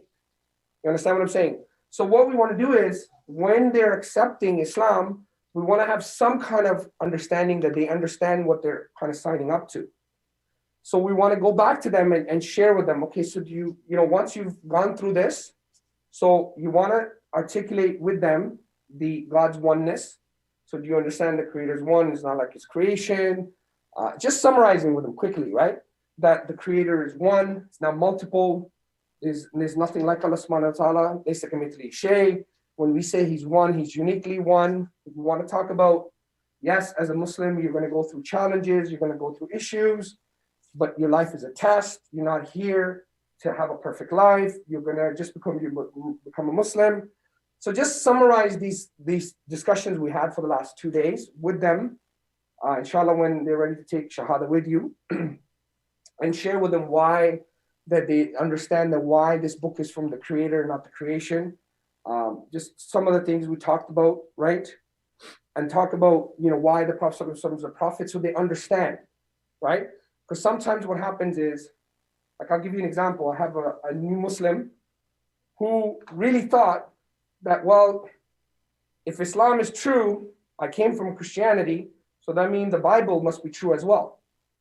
You understand? So I'm not saying there isn't any truth in the Bible, but we don't find, as a Muslim, we don't take the current Bible that they hold in hand as any scripture. We find it's a human work by human beings written. And I'm not saying it, they're saying it themselves. It's from Mark, Matthew, Luke, and John. Who they are, we don't know. They don't even know. They say they're disciples, but I'm not here to teach you Christianity. What I'm trying to say is, so what we need to share with them that when we say that the Quran is a literal word of God, that's what we mean. We don't mean it came through Prophet Muhammad sallallahu alaihi wasallam. We're saying that these words were inspired by Allah subhanahu wa ta'ala, and these are the words of Allah subhanahu wa ta'ala. So when we look at these other books, they're not. So get them to understand these kind of concepts so they understand. So how do we decipher as a Muslim that when it comes to other revelation for today, if something that agrees with the Quran, we accept it, that it could be word of Allah subhanahu wa ta'ala. If it doesn't agree with Islam, let's say if there's something in the Bible, doesn't agree with our tradition, like the Quran and the Sunnah, then we reject it. And if it doesn't agree or disagree, but it's just information, then we leave it what it is. We don't need it to be a Muslim. So we need to kind of emphasize that sometimes with new Muslims. Anyway, I don't want to get into too much of that, but just get them to understand these kind of things and to summarize them. So those are the summaries you need to have them before they take the Shahada, so they know what they're getting into. Cover the 5 pillars of Islam, 6 pillars of Iman, etc., etc.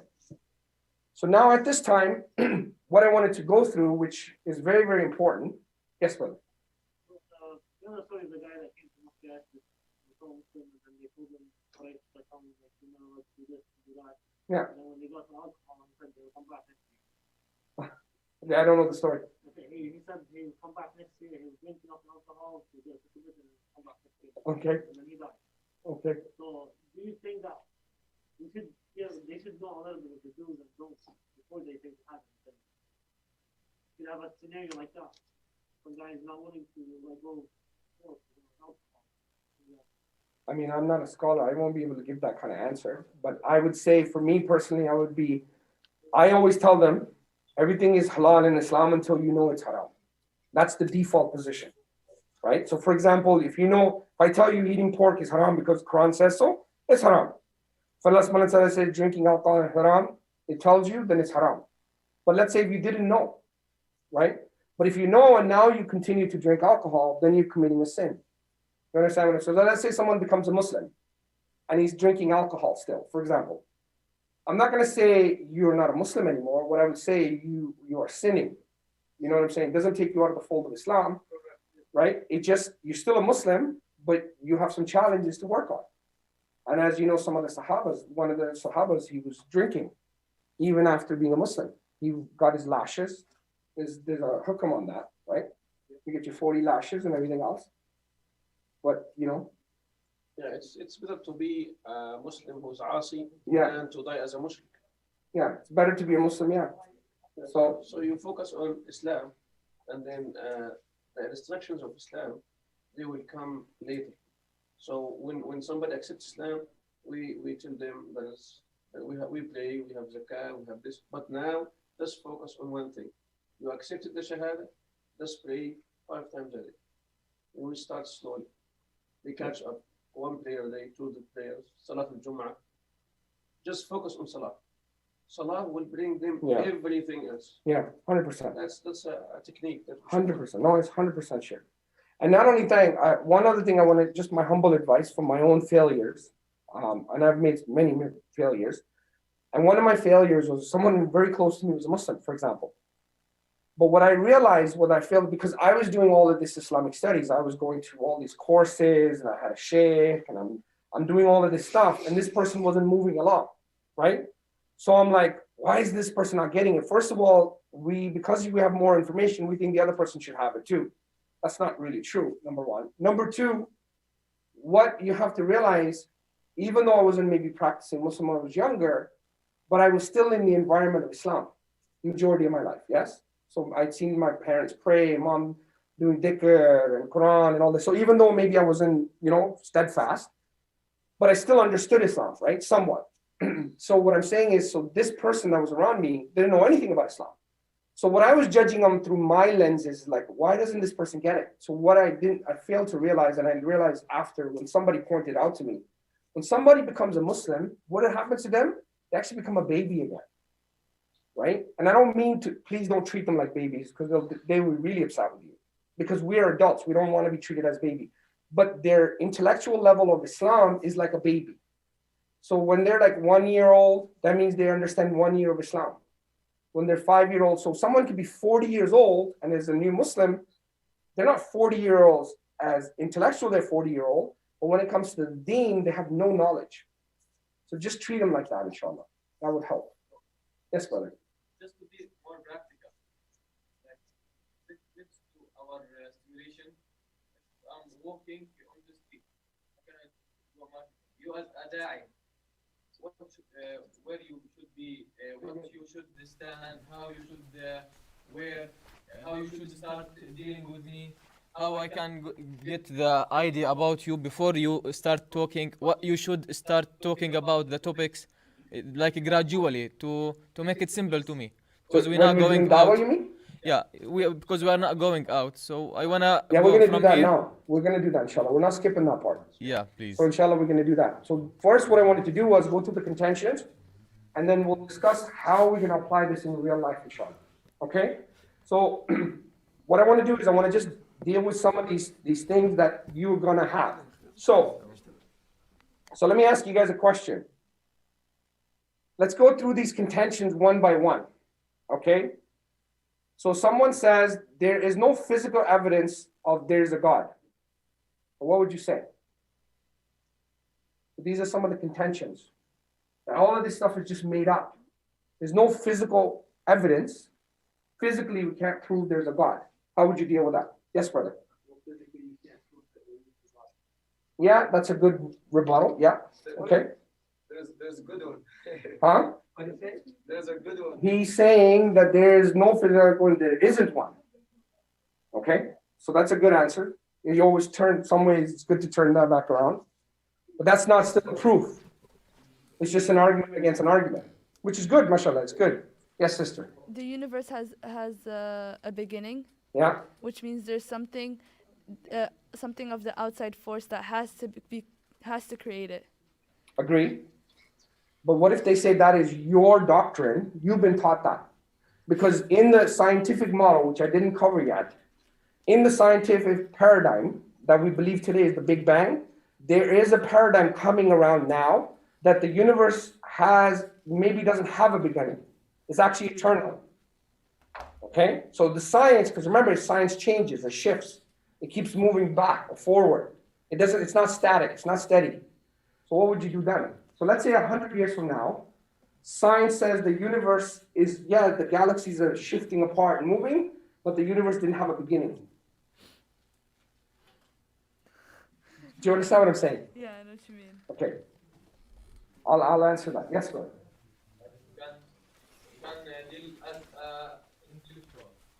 Go to the Mona Lisa. How many colors the Mona Lisa have? I don't know. Like, guess like as 20 colors. Okay. Like pink, white, yellow. So if we ask who asking there is no God. If we ask him, I'm gonna make Mona Lisa. How? I tell him I'm gonna just grab the whole colors and throw it on the wall. And it will come Mona Lisa. What's the percentage? It will come Mona Lisa by just throwing it like this. Like 0.0000000, maybe 1. Yes. Is that right? Yes. So, in the same way, this Earth make itself by itself, and the whole stars on the sky just moving around without anyone moving them, without anyone controlling them, and the sky doesn't fall on us by itself because it decide that, and no one control of it. The sun come from east every day, without any control from anyone, and sit down from the west by itself. Is that make sense? Doesn't make sense. No, it doesn't make sense. It doesn't make sense at all. What I'm saying is some people are contentious. So I'm just being contentious now, not that I disagree with you. Yeah, but we're gonna tell them that. And look, the electricity. If you doesn't believe the gods, so you doesn't believe the electricity because you cannot see it. So if you doesn't believe the God, so go touch the electricity. No, he will say I can't because it will kill me. No, why it kill you? It doesn't. You cannot see it. How you believe it? Where is Corona? Tell me where is Corona? Yeah. Show me Corona. So this is simple. Yeah, but That's you can simple. say, I have, I can look down to a molecular level, I can see bacteria, et cetera, et cetera. I'm just saying they'll come with these pretensions. Yes. And they're good answers. I'm not disagreeing with those. Yes. You can say that there's a lot of things that we know exist, but we can't prove them exist. Yeah. Like pain. Like paint? Yeah, we can't. Yeah. Pain. Yeah. What is pain? Yes. Okay. Yeah. These are good arguments. Yes. Yeah, I agree. Yes, Brother Levi. Also, the smell, you cannot visualize. Yeah. There is no machine in the face of the earth, then you can record the smell. Exactly. But you believe in it. You're exactly. Agree. Yes. But what I'm trying to get at here, how do we know what God is in Islamic tradition? That's the main point here. But inshallah, we'll discuss that. Yes, brother. Well, what I'm saying is the point is, what do we believe in Islam about God? That's what I'm asking here. When it says there's no evidence of God, is there supposed to be evidence of God? Everything is evidence. Everything, Allah subhanahu wa ta'ala al-batin, and He's the most hidden and the most known, right? What are the two attributes of God? Yeah, He's the hidden and the most dahir, right? The other ones? Al-dahir, al-batin.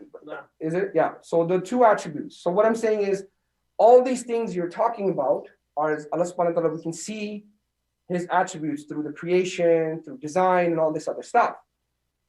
But one thing we have to remember, Allah subhanahu wa ta'ala is the most hidden as well. So what does that mean? In our definition in Islamic theology, Allah subhanahu wa ta'ala is eternal. Yes? He's infinite. He's not like His creation. So we believe He's outside of time, outside of space, outside of creation. So by default, you're not going to have any physical evidence of God. So what He's created should lead you, His signs should lead you to the Creator, right? So that's one thing you have to keep in mind as well. So it's both. It's not just one and the other. Because what does it mean that Allah subhanahu wa ta'ala is eternal? What is infinite? What is infinite? Can anybody explain to me what is infinite? Forever. What is forever? Never ends. But what is that? Can you explain what is that? What is it? Like how we put it inside this biological time. Like Allah created the earth and He created the sun. And once the sun turn around, full around, this is like one day. Full around itself, this 1 year.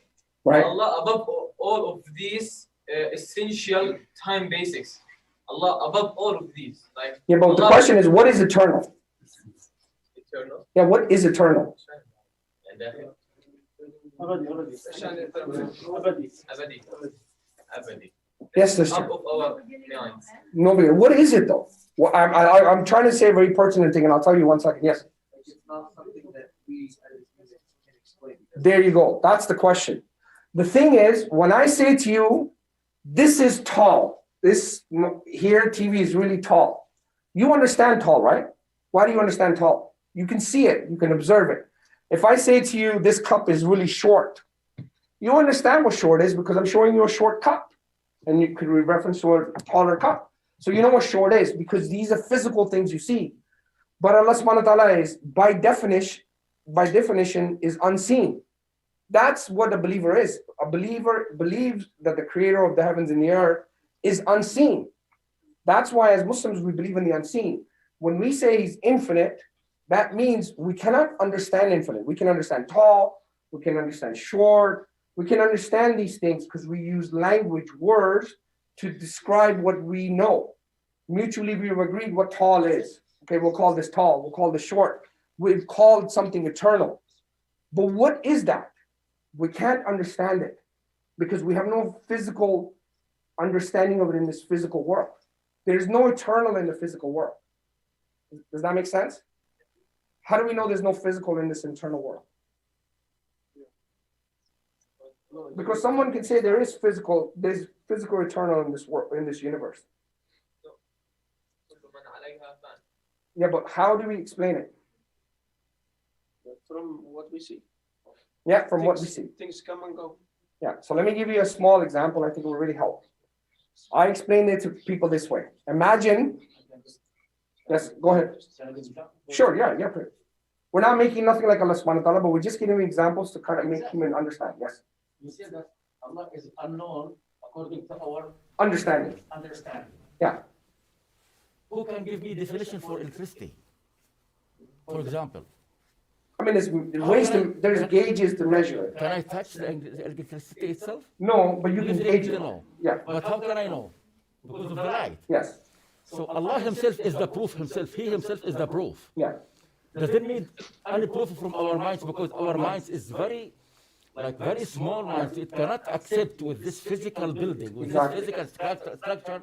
We can't understand this. Yeah. It's above our understanding. Yeah. So this way, when we reach this point, we have to say, "Sami'na wa ata'na." We hear and we obey. Because it's above. Remember Moses alayhi salam. Yeah. When he wanted to see Allah, what happened? He couldn't. Why? Because his equipment, if you can say equipment, is not capable to accept this ability, or has no ability to understand or to see. Right. Allah subhanahu wa ta'ala. So this way, when we reach this point, you have to say, Sami'na wa ata'na. No need to, you have to surrender. Exactly. Yeah, I agree, 100%. So these are some things we guys need to kind of discover, but just to kind of home into this one point, why would there's no physical infinite in the universe? Just so we're not making a parable, but for example, if we were to take this room and we were to put 5 tennis balls in this room, and then every 5 seconds, we added 5 more tennis balls. And that kept happening at every 5 seconds. Could we put infinite amount of tennis balls in this space? Why not? It's finite. It runs out of space, right? In the same way, no matter what space you have, no matter how much vastness the universe is, it's still finite at some point because it's creation. And the creator for our tradition is outside of creation. So that's one of the just rational ways to kind of just deduce what we mean. Yes, somebody else had their hand up. Nobody? Somebody's had it. Oh, the brother in the back. You had a hand up? Okay, Charlotte. So that's just, so there's many ways, but this is one of the ways to kind of just deal with that. Yeah? Now the next question comes is, who created God? Oh, yes, sister, go ahead.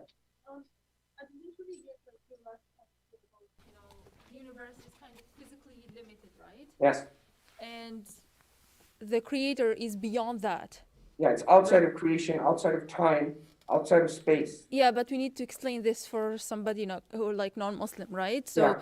like that person could be that. Yeah. The creator could be beyond the universe, but it could be there could be limited also, bigger like in size, but limited somehow. No, because then that if it's limited, then it's not God. The whole idea of God is eternal for us, right? That's what we wanna prove, right? That's what No, we wanna share. explain. Yeah, we wanna share. Yeah. Yeah, but how does that click in the mind of the other person? Not in my mind. I know I understand, but for the other person, course, how does that click in their mind? Eternal, how they can right? visualize, see that.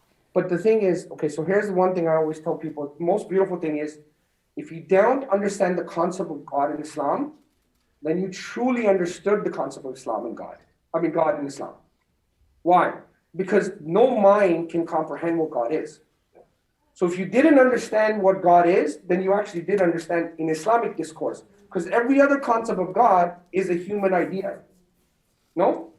Like if we look at Christianity, Hinduism, Buddhism, these are all some way and somehow human concepts.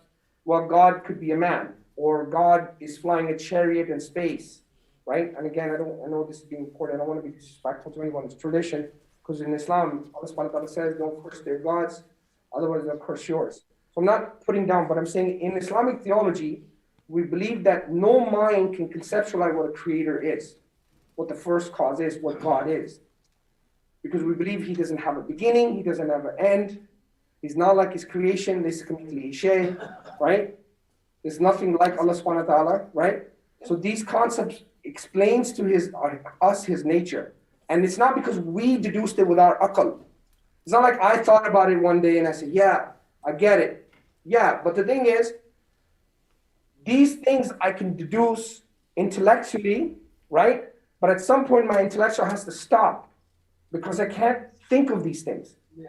That's when the revelation comes into play.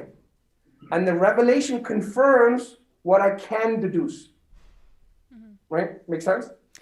Yeah, I think what I'm getting here is that we kind of explain it, and I think this links back to your key message from yesterday. We're conveying, we're not convincing. Exactly. So I don't really need to get to convince him that, No. but they're just like explaining the perception of a Muslim to Allah subhanahu wa ta'ala that he is al-Zahir wal-Batin. Yes. So kind of explaining this is enough kind of to... Yes. Okay. And wallahi, if you guys are going to be in part of Dawah, inshallah, please take some courses on names and attributes of Allah subhanahu wa ta'ala. This is the most important thing. Because if you don't take these names, because you have no idea what you're doing when you don't know who you're calling to. You have to know Allah subhanahu wa ta'ala to call someone to Allah subhanahu wa ta'ala. Yes? So if you haven't taken any, I'm sure most of you have, if not all of you. If you haven't, again, I'm not promoting anyone in particular. There are many online, inshallah. Yes, Sheikh.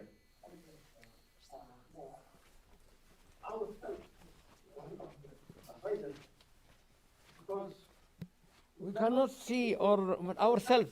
You are alive, you are alive. But what it means, the ruh, what it is. Yes.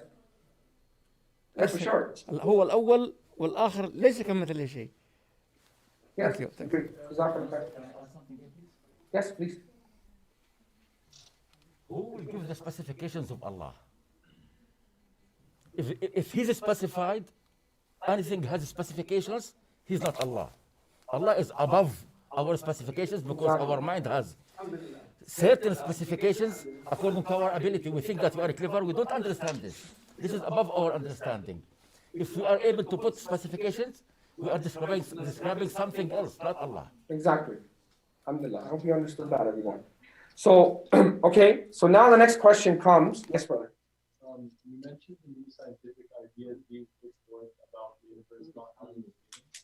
Does that not refute the argument that we went over yesterday about the beginning of the universe? But we're not, remember our source of knowledge is not science, right? Our source of knowledge is our tradition that science complements.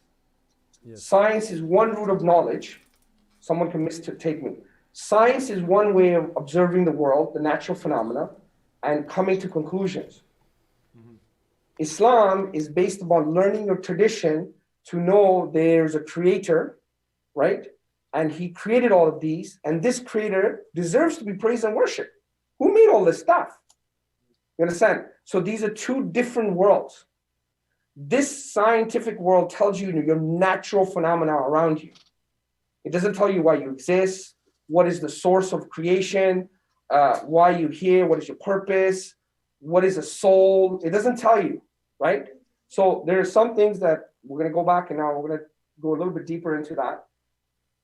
There's something called philosophical naturalists and methodological naturalists. I know these are big, heavy words. If you want to write them down, you can do that.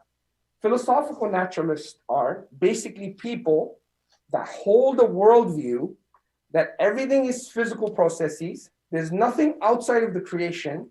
If there is, it doesn't interfere with the creation. Okay? So their worldview is everything is in a physical processing. Everything is physical. I can touch it. I can feel it. If I see it, it exists. And if it doesn't, I don't believe in it. This is one worldview.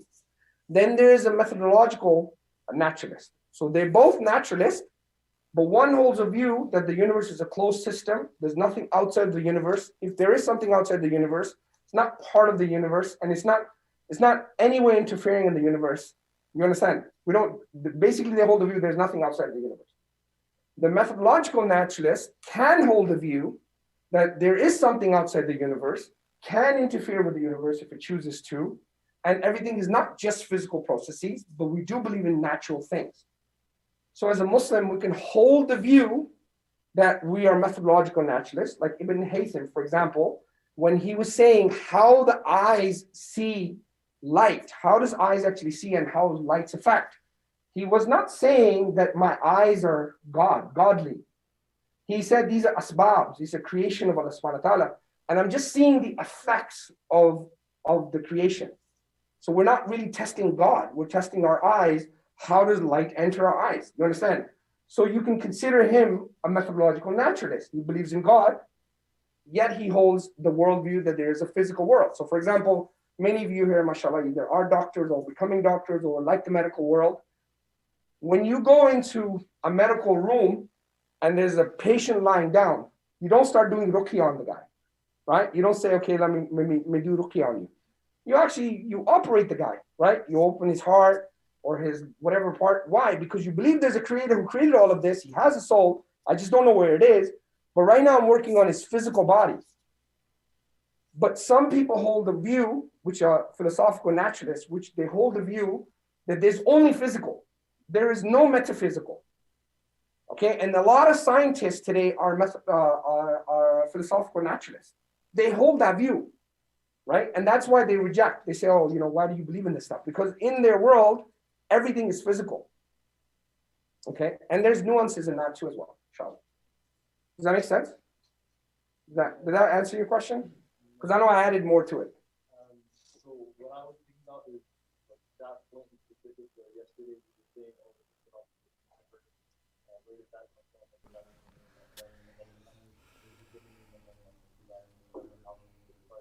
Yeah. But that point in specific,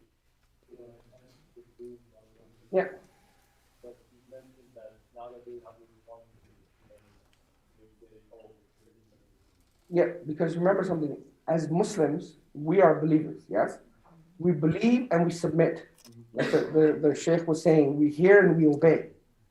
The thing is, non-Muslims are not in that worldview. We hear and obey, and they say, no, I want to question everything. So there are questions for sure, and does Islam has answers for questions? Yes, it does. But what I'm saying is, at some point, there's not answers for every question. So what we're trying to do is trying to rationalize with them to explain how we can explain to you the Islam is the truth. Because it agrees with your worldview. You understand what I'm saying? So just because we see and observe anything doesn't mean it's true 100%. Yes? So for example, if we were to measure this room, right? And we would measure it 20 feet by 60 feet. If our measuring stick was the same, right? We would take that measuring stick anywhere and we'd get the same measurements for different rooms, different sizes, yes? But if our measurement tape is messed up, what's gonna happen? Right? We're gonna get different sizes. So the idea is that what is the right measurement tape? Is it science? Is it Islam? Is it Buddhism? Is it Christianity? Is it no religion? What is the right measuring stick? Once you find that right measuring stick, you apply that in your life. So we feel, this is why, alhamdulillah, why I'm one of the Muslims, is because I don't find anything more convincing or better than Islam. There isn't anything that deals with every aspect of your life. So we're just trying to bring the person closer by sharing with him, yes, even your science agrees with our worldview. But your science may disagree with our worldview 100 years from now. You understand? But here where you are now, it agrees with it. So why are you rejecting it? It does agree with it. Why doesn't it agree with it? Yeah, because we're not linking our tradition on science. We're saying if science agrees with it, we'll take it. If it doesn't agree with it, we'll still move on. Yeah, the argument is kind of a rationalization so that they can kind of understand it based on whatever science tells them. I understand that, but again, can you ask them a question? If you're going to use rationality and everything, rationality is a good way of leading to some truth. I'm not disagreeing with that. But what I'm saying is, but that only can get you so far. There's so many things you cannot rationalize, right? You understand? Like if I say to you, what is life? How do you rationalize what is life? What does it mean to be you? Can you explain to me in a scientific method? Like if I say to you, I drink this cup of coffee, and this coffee's gone down my throat, what does it feel? What does it mean to have that coffee? Right? Can you explain that? Now you and I, you can have the same coffee, and have different understanding of it. Why? Because to me, it'd be, sour, it'd be this. So we use words to explain, but what does it mean for that coffee? In the same way, what does it mean to be a human being? We can't explain that. We just have to agree. Like, there's so many things. We have a consciousness. What is consciousness? What is the mind? Yes, we have all these neuron firing. So what I'm saying is, there's so many things we cannot understand. We just accept them. And even science does not understand. So that's what I'm saying. Does science lead to certainty? No, it doesn't. There's so many things that science doesn't understand. So what I'm saying, our yardstick of understanding the worldview is not science. It's not like, oh, science is going to get me married. Science is going to take me to court. And science is going to do all these. Science is not going to do everything. Science is going to tell me my natural worldview. So as a Muslim, we're just sharing with them that, yes, we accept science. We think it's one good root of knowledge. And we like it. We love it. We use it. But it's not the end all of the all. It's not the only way. Okay? Like rationality is one way, right? Logic is another way. So all these things, introspection, what does it mean to be you? It's another root of knowledge.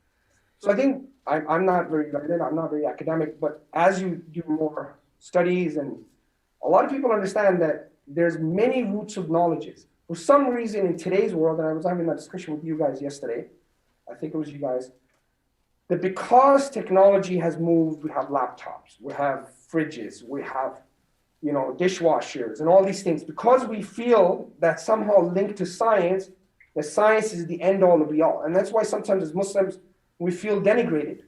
Oh my God, look, we didn't create the jumbo jet. We didn't create the rocket ships. Maybe we're left behind. But we have purpose. We have reason for existence. And once we couple that, what the purpose of our life is, and we couple that with technology, Muslims are very powerful. And that's why I really would like Muslims, we would like Muslims to really look at life. Because when we read these books, this book of Allah subhanahu wa ta'ala, what is an ayah? Does anybody know what an ayah means? Signs. Signs to what? To signs to Allah subhanahu wa ta'ala, yeah? So in the same way, everything in the natural phenomena are signs to Allah subhanahu wa ta'ala as well. So we have a book that leads you to the Creator, and the natural world leads you to the Creator. It's my humble opinion. Hope that makes sense, inshallah. Yes? Yeah, just like to add, maybe some people what they think because that argument they thought maybe that argument is based on science, and that's how the guys have the argument. But how I see it is that no, Islam has its arguments, and science has its own arguments, and there are two parallel routes. Yes. At some points, they may be perpendicular and meet, Yeah. and then we say, okay, that's good. We'll use that as a backup point. But if they're always parallel and they never, khalas, it doesn't affect us. Yeah. So I think that's something to keep in mind, that even this specific argument of the creation and going backwards until Big Bang Theory, that argument wasn't based on a scientific theory of Big Bang Theory. No, This was just based on how the Quran told us how creation came to be. And then this argument had some overlap with what science believes now. But if science shifts in a couple of years to something else, doesn't matter. It doesn't matter, because our argument isn't based on the scientific facts, Exactly. it's based on the Quran and Sunnah. So for example, I'll give you another example. If we look at everything that begins to exist must have a cause. Yes? Everything? That's what I'm. Yeah. You know what I'm saying? So that you can deduce it that way, logically. Anything that begins to exist must have a cause. If you have another cause and another cause, you cannot have infinite cause of causations. And the way you can explain it sometimes to people, if you don't want to use that argument, that's perfectly fine. You can give them another example, like dominoes. You ever seen dominoes? So imagine there's a row of dominoes. They go outside this mosque, and they go onto the center of the street, and they go so far that you can't see. Maybe there's 30 miles, there's 50 miles. But as you walk, these dominoes are coming towards you. They're falling. And then as you walk towards them, they fall on your feet. When you look at these dominoes, will you say that there is no beginning, no first dominoes? If all the dominoes are collapsing in front of you, one after the other, would you not say there'd be some being or some person or something, air, wind, that pushed the first domino down? Then there's a ripple effect for all these other dominoes to fall. That's where the last domino in my feet is falling, right? Would you say there's no first domino? Well, Logically. Yesterday, no, but then that's why we established that as a rule of rationality or logic that everything has to have a cause. Yeah. But then when you mentioned that, you know, it could be that the universe doesn't have a beginning, then that would dispute this law of logic. Alhamdulillah, at this time, we believe that science believes the universe has a beginning. At this time. Okay. It might be another Never mind. 100 years or 500 years. We're not going to be here. Okay. No point talking about it. I'm just letting you know, what I'm trying to debunk here is don't put your premise on science to prove Islam. That's all. I'm not saying science is not good. It's very good. Because what I don't want us to go out there and say, oh, science is really batil. We hate science. No, because then you go into another extreme. Because of science, we've made it so far as well. So it's brought a lot of good.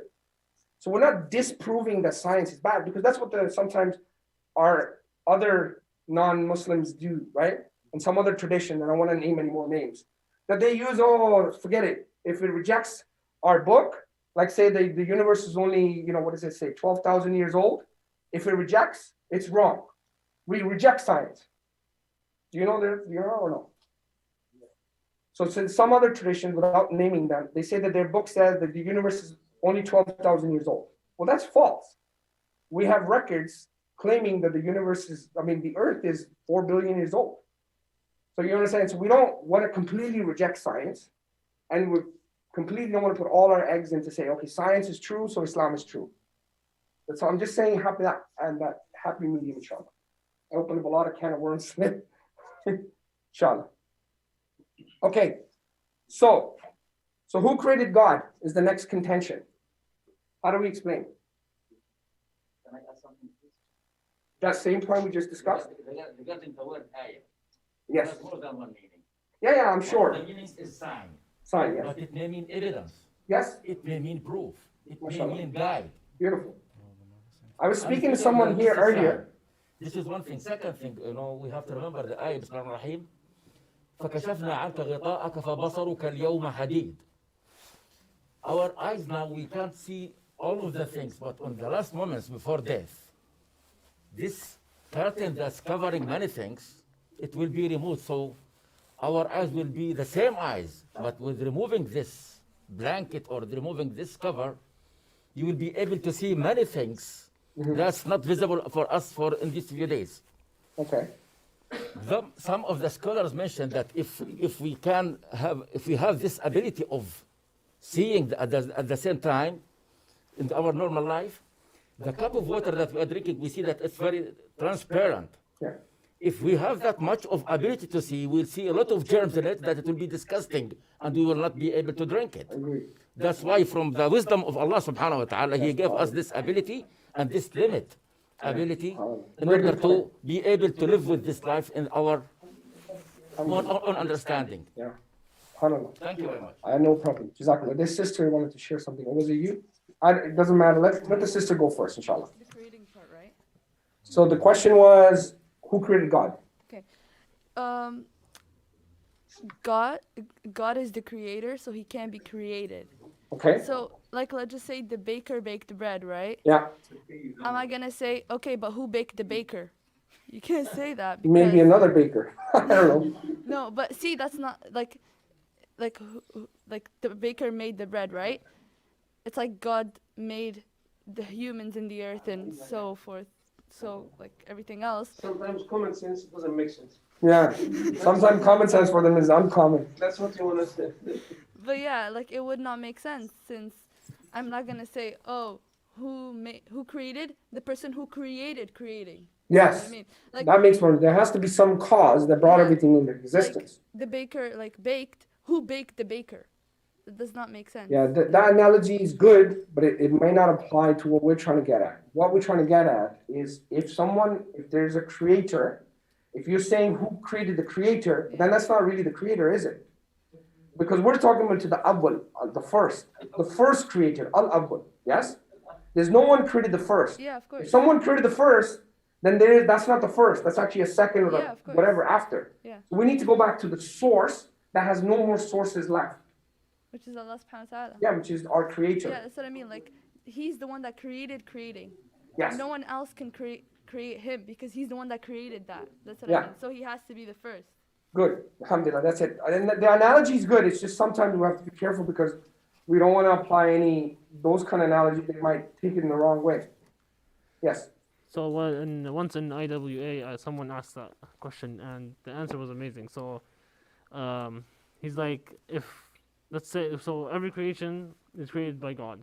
Okay, so if God, then you're gonna ask me who created God, and then if I give you an answer, you're gonna ask me who created that, and we can go to infinity.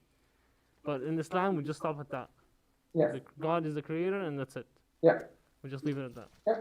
Because you cannot have infinite cause of causations as well, right? You understand? You cannot keep going at forever. Why? Because then you'll never get to the end. Sometimes I say me existing itself is an evidence there's a creator. Because if I keep going back at beginning of the creation, and if I didn't exist and I kept going, I wouldn't be here today. Inshallah. Yes, brother.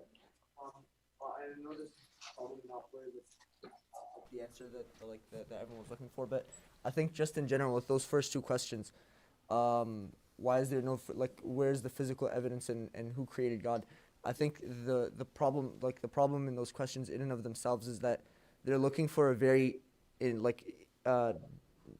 very specific point to refute the whole concept of a creator, and it doesn't make sense because if you look at it from the perspective of a murder scene, if the murderer is not caught on tape, the case isn't dismissed. There's still a whole investigation where they're looking for evidence, eyewitnesses, every single thing in the Quran, from the Sahaba, from the Prophet. That's all evidence leading to the fact that there is a creator. Just because that question can be answered because of the facetiousness behind the question itself, doesn't mean that you've dismantled the whole concept of God. Alhamdulillah, yeah, good, inshallah. I think that's good. Okay, next one is evolution. You guys want to cover this? But actually, we have understood it a little bit. So evolution, how do we deal with that? Yes? We've never seen anyone in our lifetime evolve. Okay, so someone said, well, I believe in evolution. Okay. Well, how do we deal with that? Did everyone just evolve at the exact same time?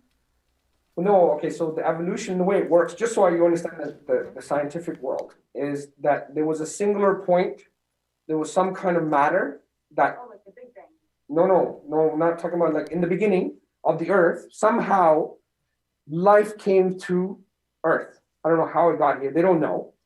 But they know that somehow life got here, which was some kind of bacteria, let's just say whatever. And then over time, these things evolved from the sea. I'm just giving you the narrative what they have. Came from the sea, moved along, all of a sudden turned to different animals. It was a singular point, and it's a web of life, right?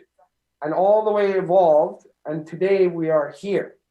And along the way, we've been come through different animals over time. We've evolved. And today we've become this beautiful machine. So just a question. Just a question. So we're evolving to adapt better to our environment.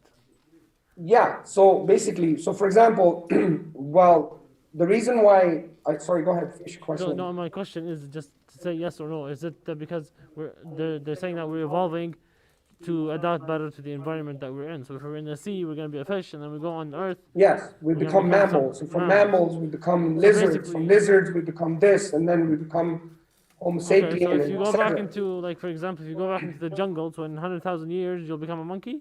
That's what they're saying, yes. But they're saying, well, we don't need to go backwards, because once we move forward, we don't go backwards. But we just keep moving if forward. you're a monkey, you'd adapt better in the jungle. So, huh? If you're a monkey, you would adapt better in the jungle. So you must evolve to become a monkey. Yeah, and look, okay. I think I just want to be clear, and I want you guys to be very intellectual here, yeah? I don't want you to go out there and get crucified, okay? I'm being honest, yeah? I use that word very wisely. Yeah. What I don't want you to do is to go out there and reject evolution, okay? And I'm just being honest with you. Because evolution is not, as a scientific method, it's not false. There is enough data for evolution more than any other scientific theory. There is a lot of data for it. What their understanding of evolution is incorrect. Why? Because it's based on there's many problems when it comes to evolution, okay? And the problems they have is, like, for example, how did human beings evolve? What was it like? Is it web of life? Is it hedge of life? So there's different paradigms between understanding evolution, okay? And there's disputes among themselves. They're disputing among themselves which one is the right way. Is it this one? Is it that one? And there's a lot of disagreement with them among the scholars or the scientists themselves. So what I'm saying is, we understand evolution in a way that it's a scientific paradigm, yes? And science does not lead to certainty. So we accept as a well-confirmed scientific theory. But is it 100% truth? Is it an ultimate truth? We can't say that. It's still a theory. So we'll accept it for what it is, because if you say it's not a well-confirmed theory, you're going to look like, oh, you don't know what you're talking about. So you say, okay, you know what? We accept it for what it is. It's a well-confirmed theory. Yeah. In that way, if you think that's true, no problem. We can accept that. But what it is we understand evolution a little better than you, because in evolution, if you go to the academics, themselves, there's a whole lecture. I think if you guys want, you can go on YouTube, and Brother Sabur gives a whole lecture on this. And he goes through each piece and he debunks it to kind of give you a really good understanding on evolution. So Brother Sabur Ahmed from iEra, if you have a really want to learn about this, you can go take, I'm sure you've done, a lot of the uni guys have done it. And he will go through all of the contentions with it to kind of explain that there's problems and there's a lot of assumptions. Like, how did we evolve? For example, how did human beings get a brain? So they have to explain every part of a human being, right? How did the eyes came? How did our ears evolve? How did our hands came? So one of the questions they have to ask, they have to answer all these questions, by the way, in science, in evolution. Because they can't just say, oh, we just came from nothing. They have to explain it. So they have to explain it with some way, right? So for example, one of the things they explain that how did human beings' brains grow? For example, how did human beings start to think? So they said, this is a scientific theory, by the way, that at some point we were monkeys, we were flying around with vines in jungle, and then at some point we came down and we saw fire, and we started to take the fire and we started to cook meat, and that's how we grew big brains. Okay, this is a scientific theory. Now, is that really true? Did we go back? Because what is science? What's the first premise for science? What do we have to do science? Observation. So can you go back and observe? No. So what I'm saying, it's hidden on a premise. Just because someone said it doesn't necessarily mean it's true. What is your evidence? They don't have any. So they just give you these. That's why when I used to watch, like when I was younger, you guys watch that show, that the apes and stuff, there used to be a show. They really make a whole philosophy behind it. And they try to tell you all these things. You're like, oh, maybe we did evolve from one. Because there's a whole brainwashing going on behind it that we sometimes don't realize. So what I'm saying is, there's a really good book. Can't remember the book. So there's a scientist. There's a book, if you guys want to read on this, it's a really good book. It's called Aping Mankind. It's written by an atheist. It's called Aping Mankind. Look it up. And this guy is an atheist. He debunks so many of these things, and he's like, this is ridiculous. You're making human beings into just ridiculous things. So it's just, we need to equip ourselves with some of these things. I think they'll be helpful. But anyway, so there's a lot of things you can go into. I don't want to go into it too deep, but you can discover about evolution there. The next topic I wanted to talk about was problem of evil and suffering. So from yesterday, many of you were here. Do you understand this problem with evil and suffering? Does everybody get it now? Sheikh, you wanted to discuss this again. Just want to answer the question. Okay, so let's say, all right, let's have a role play. Let's have a role play with anyone. No, Sheikh, I'm going to have the brother in the back. He hasn't come at all. Yes, you, brother, please. Not good. Okay, can we have the brother behind you? Can you come on up, or just over here?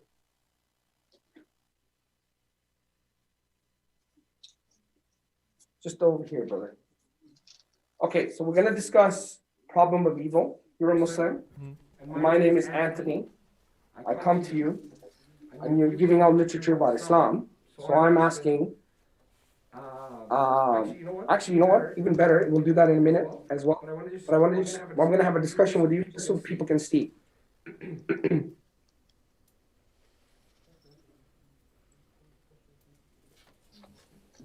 Okay. So we are having a discussion, and you're trying to tell me there's a creator, he's one, right? You're telling me all these things, and I'm like, okay. So let's have a conversation. So what do you? So you believe in God?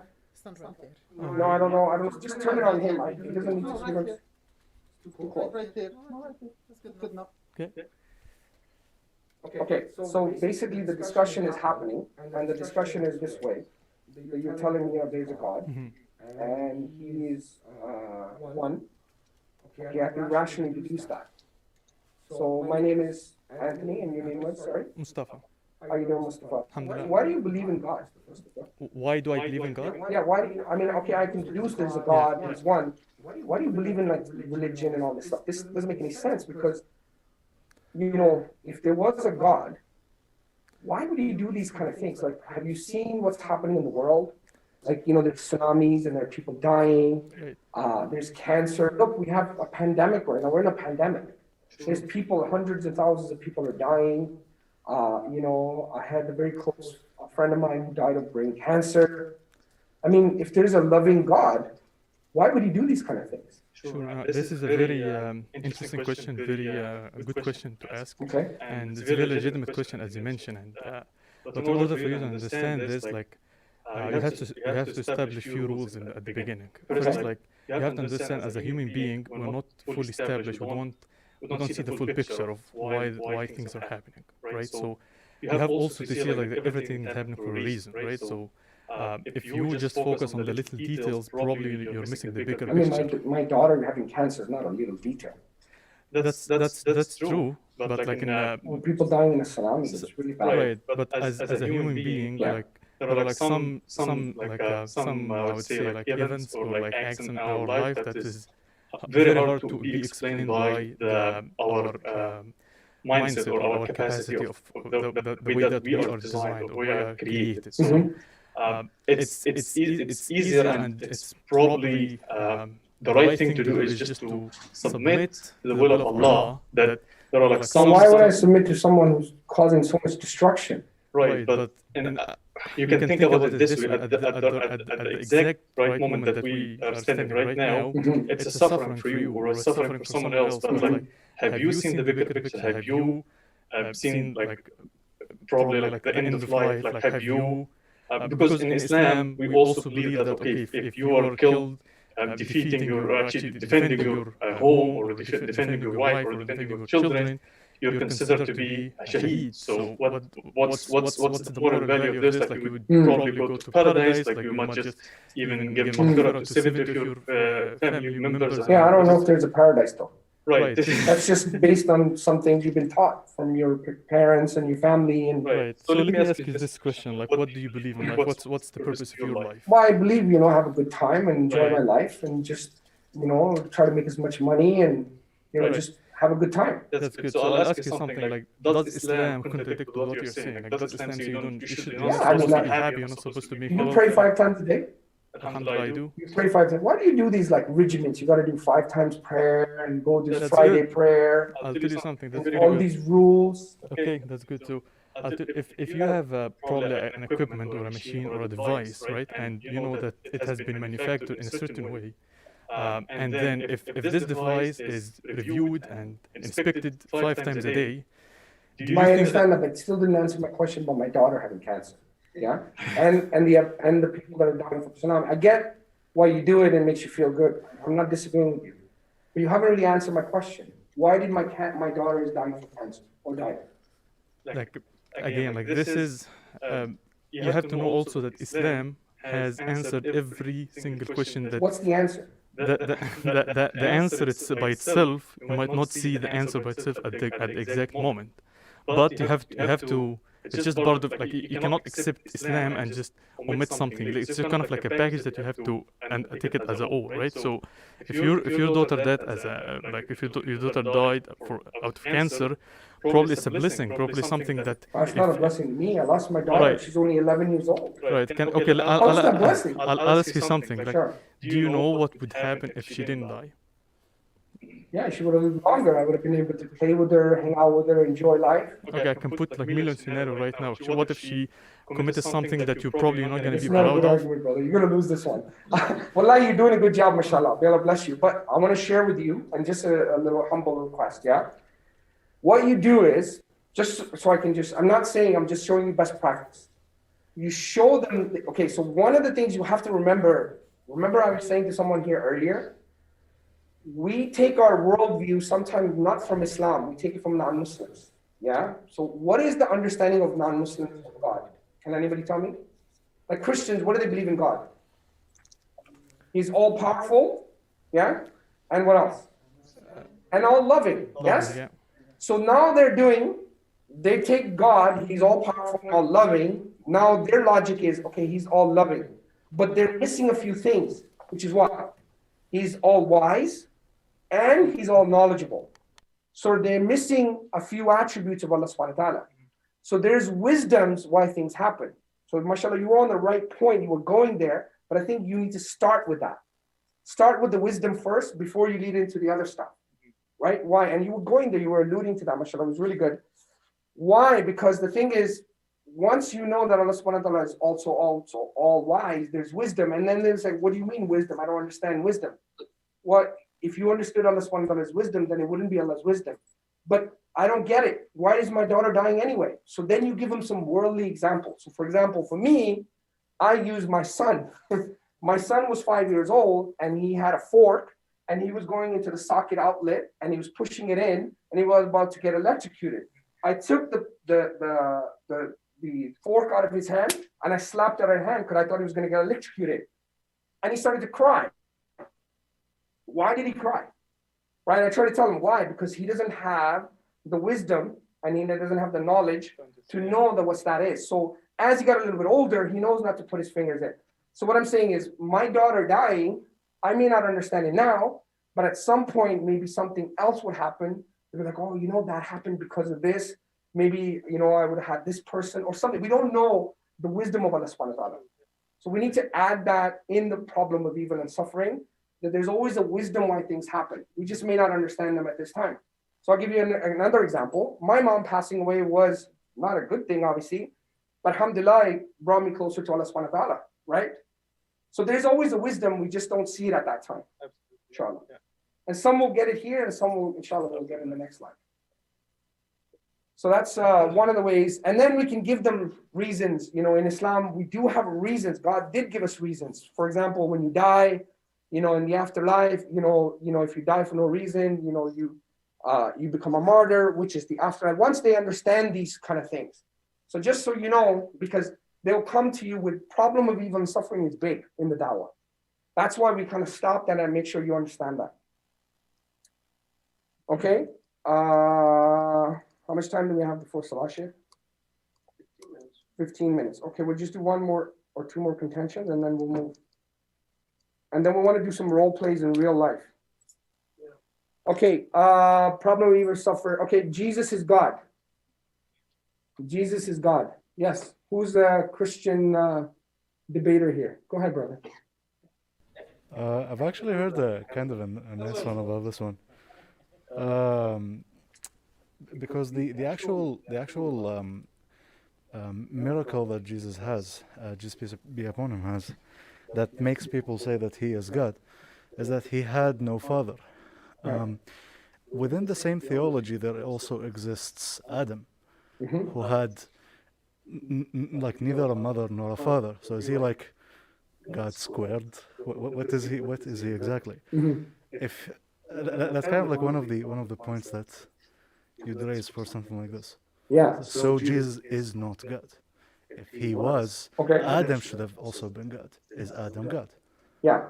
So my humble request to all of you Muslims here, mashallah, I just want to share some insight, and mashallah, you guys can overdo more research, but I don't want to go into all of this. Is not a Christianity course, so I'm not going to go into it too deep. But what I do want to share with you, imagine there's a tree, right? And you keep chopping these branches. The tree still stands, right? But if I cut the roots down, what will happen to the tree? It will fall, yes? So instead of dealing with these branch arguments about the Bible says this, you think this one said this, I want to just give you one perspective, and obviously all those other things you can add as more flavors. So why do they believe Jesus is God? Let's ask that question. Do you know why they believe Jesus is God? They voted it. Sorry? They voted. They what? They had a vote. They voted it. Yeah, actually they had the different Council of Nicaea and different. Yes, but the question is, let's go before that. The theology itself of Christian theology. Why do they believe that God had to come down to earth? Why did they have to do that? The original sin. The original sin. Okay, mashallah. Let's go even before the original sin. Why did the original sin happen?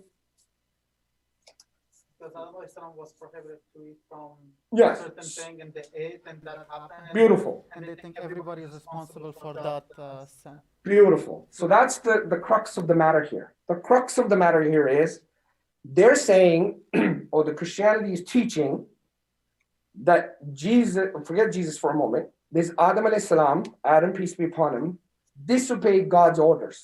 First of all, let me clarify something here. Because if we understand it very holistically, it will deal with a lot of other stuff as well. So for example, they don't actually say Adam. They say Eve, who is the one who incited Adam. So what does that mean? Because Eve incited Adam, that means all women are evil. That's why in Christianity, many times in the past, women has been looked down upon. So first of all, in Islam, we don't believe that. Islam, we believe Adam and Eve both did it. So it wasn't one over the other, first of all. So we sort that out, because then we know that women, that's where women are regarded very high in Islam. Respective of what culture is doing, Islam teaches that men and women are equal. Okay, number one. Number two, when Adam and Eve sin, or when Adam sinned in their life or their tradition, what happened is, because they disobeyed God, God kind of went away from humanity. There's become a separation. So in order to come closer to God again, someone has to pay the price. Someone has to pay for that sin. God cannot just forgive you. Someone has to pay for it. So how does someone pay for it? Someone has to pay for it, that God will come down to the earth as himself, which will be Jesus. And when he will come and he will die on the cross, and when he dies on the cross, all of humanity will be forgiven for his sin, who's accepted Jesus as Savior and Lord. Okay. So now the crux of the matter here is God, in our tradition, we ask them simply, in our tradition, we believe God is all forgiving. Yes? If God is all forgiving, there's no deficiency. Remember, in Islam, we believe Allah subhanahu wa ta'ala, his names and attributes have no deficiency and no flaw. They're at the highest degree. Means there's no imperfection when it comes to Allah subhanahu wa ta'ala's names and attributes. Yes? So if Allah subhanahu wa ta'ala is all perfect, all knowing, all wise, and all forgiving, so whatever sin anyone does, is it higher than his forgiveness? No. So if it's not higher than his forgiveness, can he forgive? Allah subhanahu wa ta'ala says, Allah subhanahu wa ta'ala can forgive any sin. So if Allah can forgive any sin, then why does he not? Because in our tradition, we believe Adam and Eve felt bad.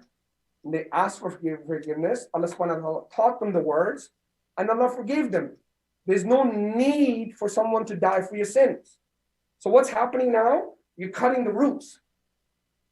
If there's no need for someone to die the sin, then it's irrelevant what the Bible says. It's irrelevant what the church says. It's irrelevant what human beings are saying.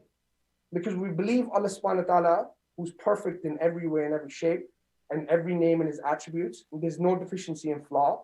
If he's all forgiving, can he forgive or not? Yes, he can. If he's forgiven, then there's no need for someone to come and die. Period. Yes? Does that make sense? Now, all these other contentions that come with it, Jesus is God, he's Son of God, all of these things afterwards you can add all the stuff you guys have been learning to debunk all of the other stuff, which you don't need me for that. There's so much stuff online. But that's the root, that's the foundation, because we want to crack it onto foundation first. Right? Very, very important. Why? Remember I said yesterday, if you believe that human being are a sinner, then remember we gave this example, then if we do something wrong, if you do something good, it should make you feel bad, right? Remember we gave that example yesterday? You guys remember that? I don't know, most of you were here, right? Who wasn't here for that example? Put your hands up. If you guys don't remember, one person or two. So basically the example that I gave, and not to go into too long, that if your natural state is to be a sinner and an evil person, then when you do good things, it should make you feel bad. It shouldn't make you feel good.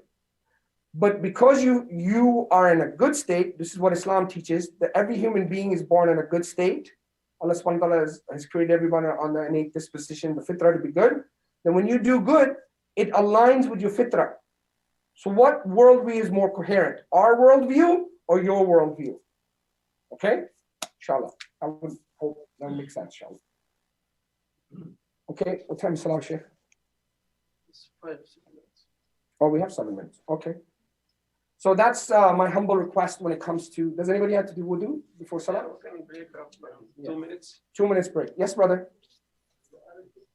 Yeah. Can you speak louder? I can't hear you, brother. Yeah. No problem. Yeah.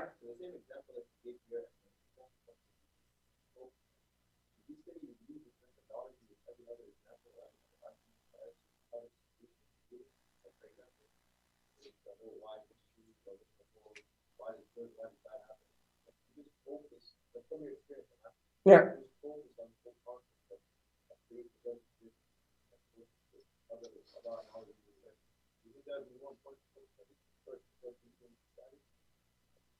You're talking about like where this was only meant if someone believes Jesus is God or Jesus is Son of God. That's what just for that focus point.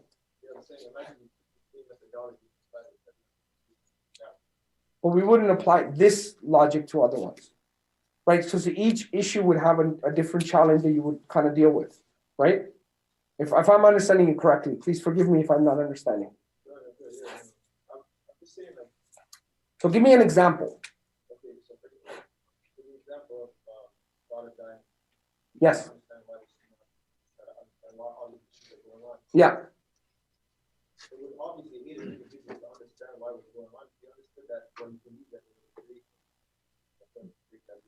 You see what I'm saying? Yeah, but some people actually believe in a creator. They actually believe there's a God. And they say, even though we know there's a God, we hate him. It's called mesotheism. There's books written about these people. Okay. Basically, they believe there's a God. But what they do, they humanize Allah subhanahu wa ta'ala.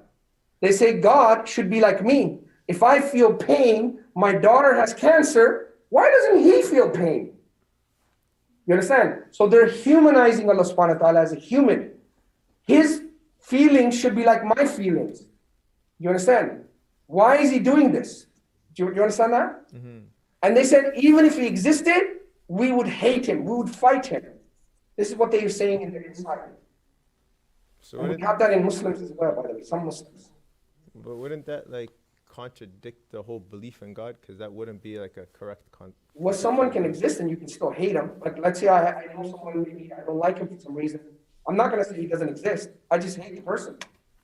I don't hate anyone, but may Allah forgive me if I do. But just because someone exists doesn't mean you can't hate them, right? So someone can believe in a God, and yet there's a first cause, rationally can deduce, but still hate him, right? Make sense or no? Yeah, it makes sense. Yeah. So again, the argument, like what I'm trying to get is like, with the argument, would it be focusing on the creator, or would it be focusing on trying to make him understand why things happen? Yeah, I mean, it depends on. You remember when you go to the doctor, right? What does he do? Checks your nafs, right? He checks your checks your temperature, checks your eyes, he checks. So depending on the situation, you use the right tool. That's why when we give courses, we try to cover a vast spectrum of things to kind of deal with problem of suffering, and all these other things that come with it. Depending on the situation, you pull out the right tool. You understand? So it's not one tool applies for everything, inshallah. So sorry, the sister in the middle. Someone can be a Muslim and still hate God. Yeah, so I'll give you an example that came from, there was someone I know who I would pray with my family and he wouldn't come and pray. So I'm like, what's wrong here? He's Muslim, born in a Muslim home, parents are Muslim. So I didn't understand it. So I didn't condone or make him feel bad or anything. So I just started connecting with him and started to ask him questions and et cetera, without revealing too much because it's on video. I'm not calling any names. But what I realized that he was here and he had some serious family issues. Okay, some stuff was happening in his personal life at home that he was like, these things are happening in my house. If there's a God, why isn't he stopping these things? And he started crying, by the way, like he broke down. So, I just showed him love. And I said, you know what? I hear you, where you're coming from. Once I gave him that consolement, then I explained to him, look, there's a God. He's all powerful, all knowing, all wise. So there's sometimes wisdom behind it. You may not understand the wisdom now. And I gave him some evidence, my personal life. So what I'm saying is, as a da'i, sometimes you become a psychologist as to what's going on in the person. You understand what I'm saying? Yeah, but that's just more like questioning. Does he really hate God though?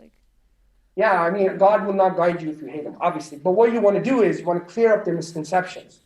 Because what you want to do is, like one of the things we said, why did Allah subhanahu wa ta'ala reveal the Quran? Is for what? To announce his presence to mankind and his nature, who he is, right? So what I'm saying is sometimes who doesn't study Islam doesn't understand the tradition and may not know who God is. Because Allah subhanahu wa ta'ala is Ar-Rahman Ar-Rahim. Yeah? He is the merciful, the most merciful. Right? Which is far greater than even love. But maybe no one's understood that. Or, he's Al-Wadud. He's the maximally perfect loving being without any deficiency and flaw.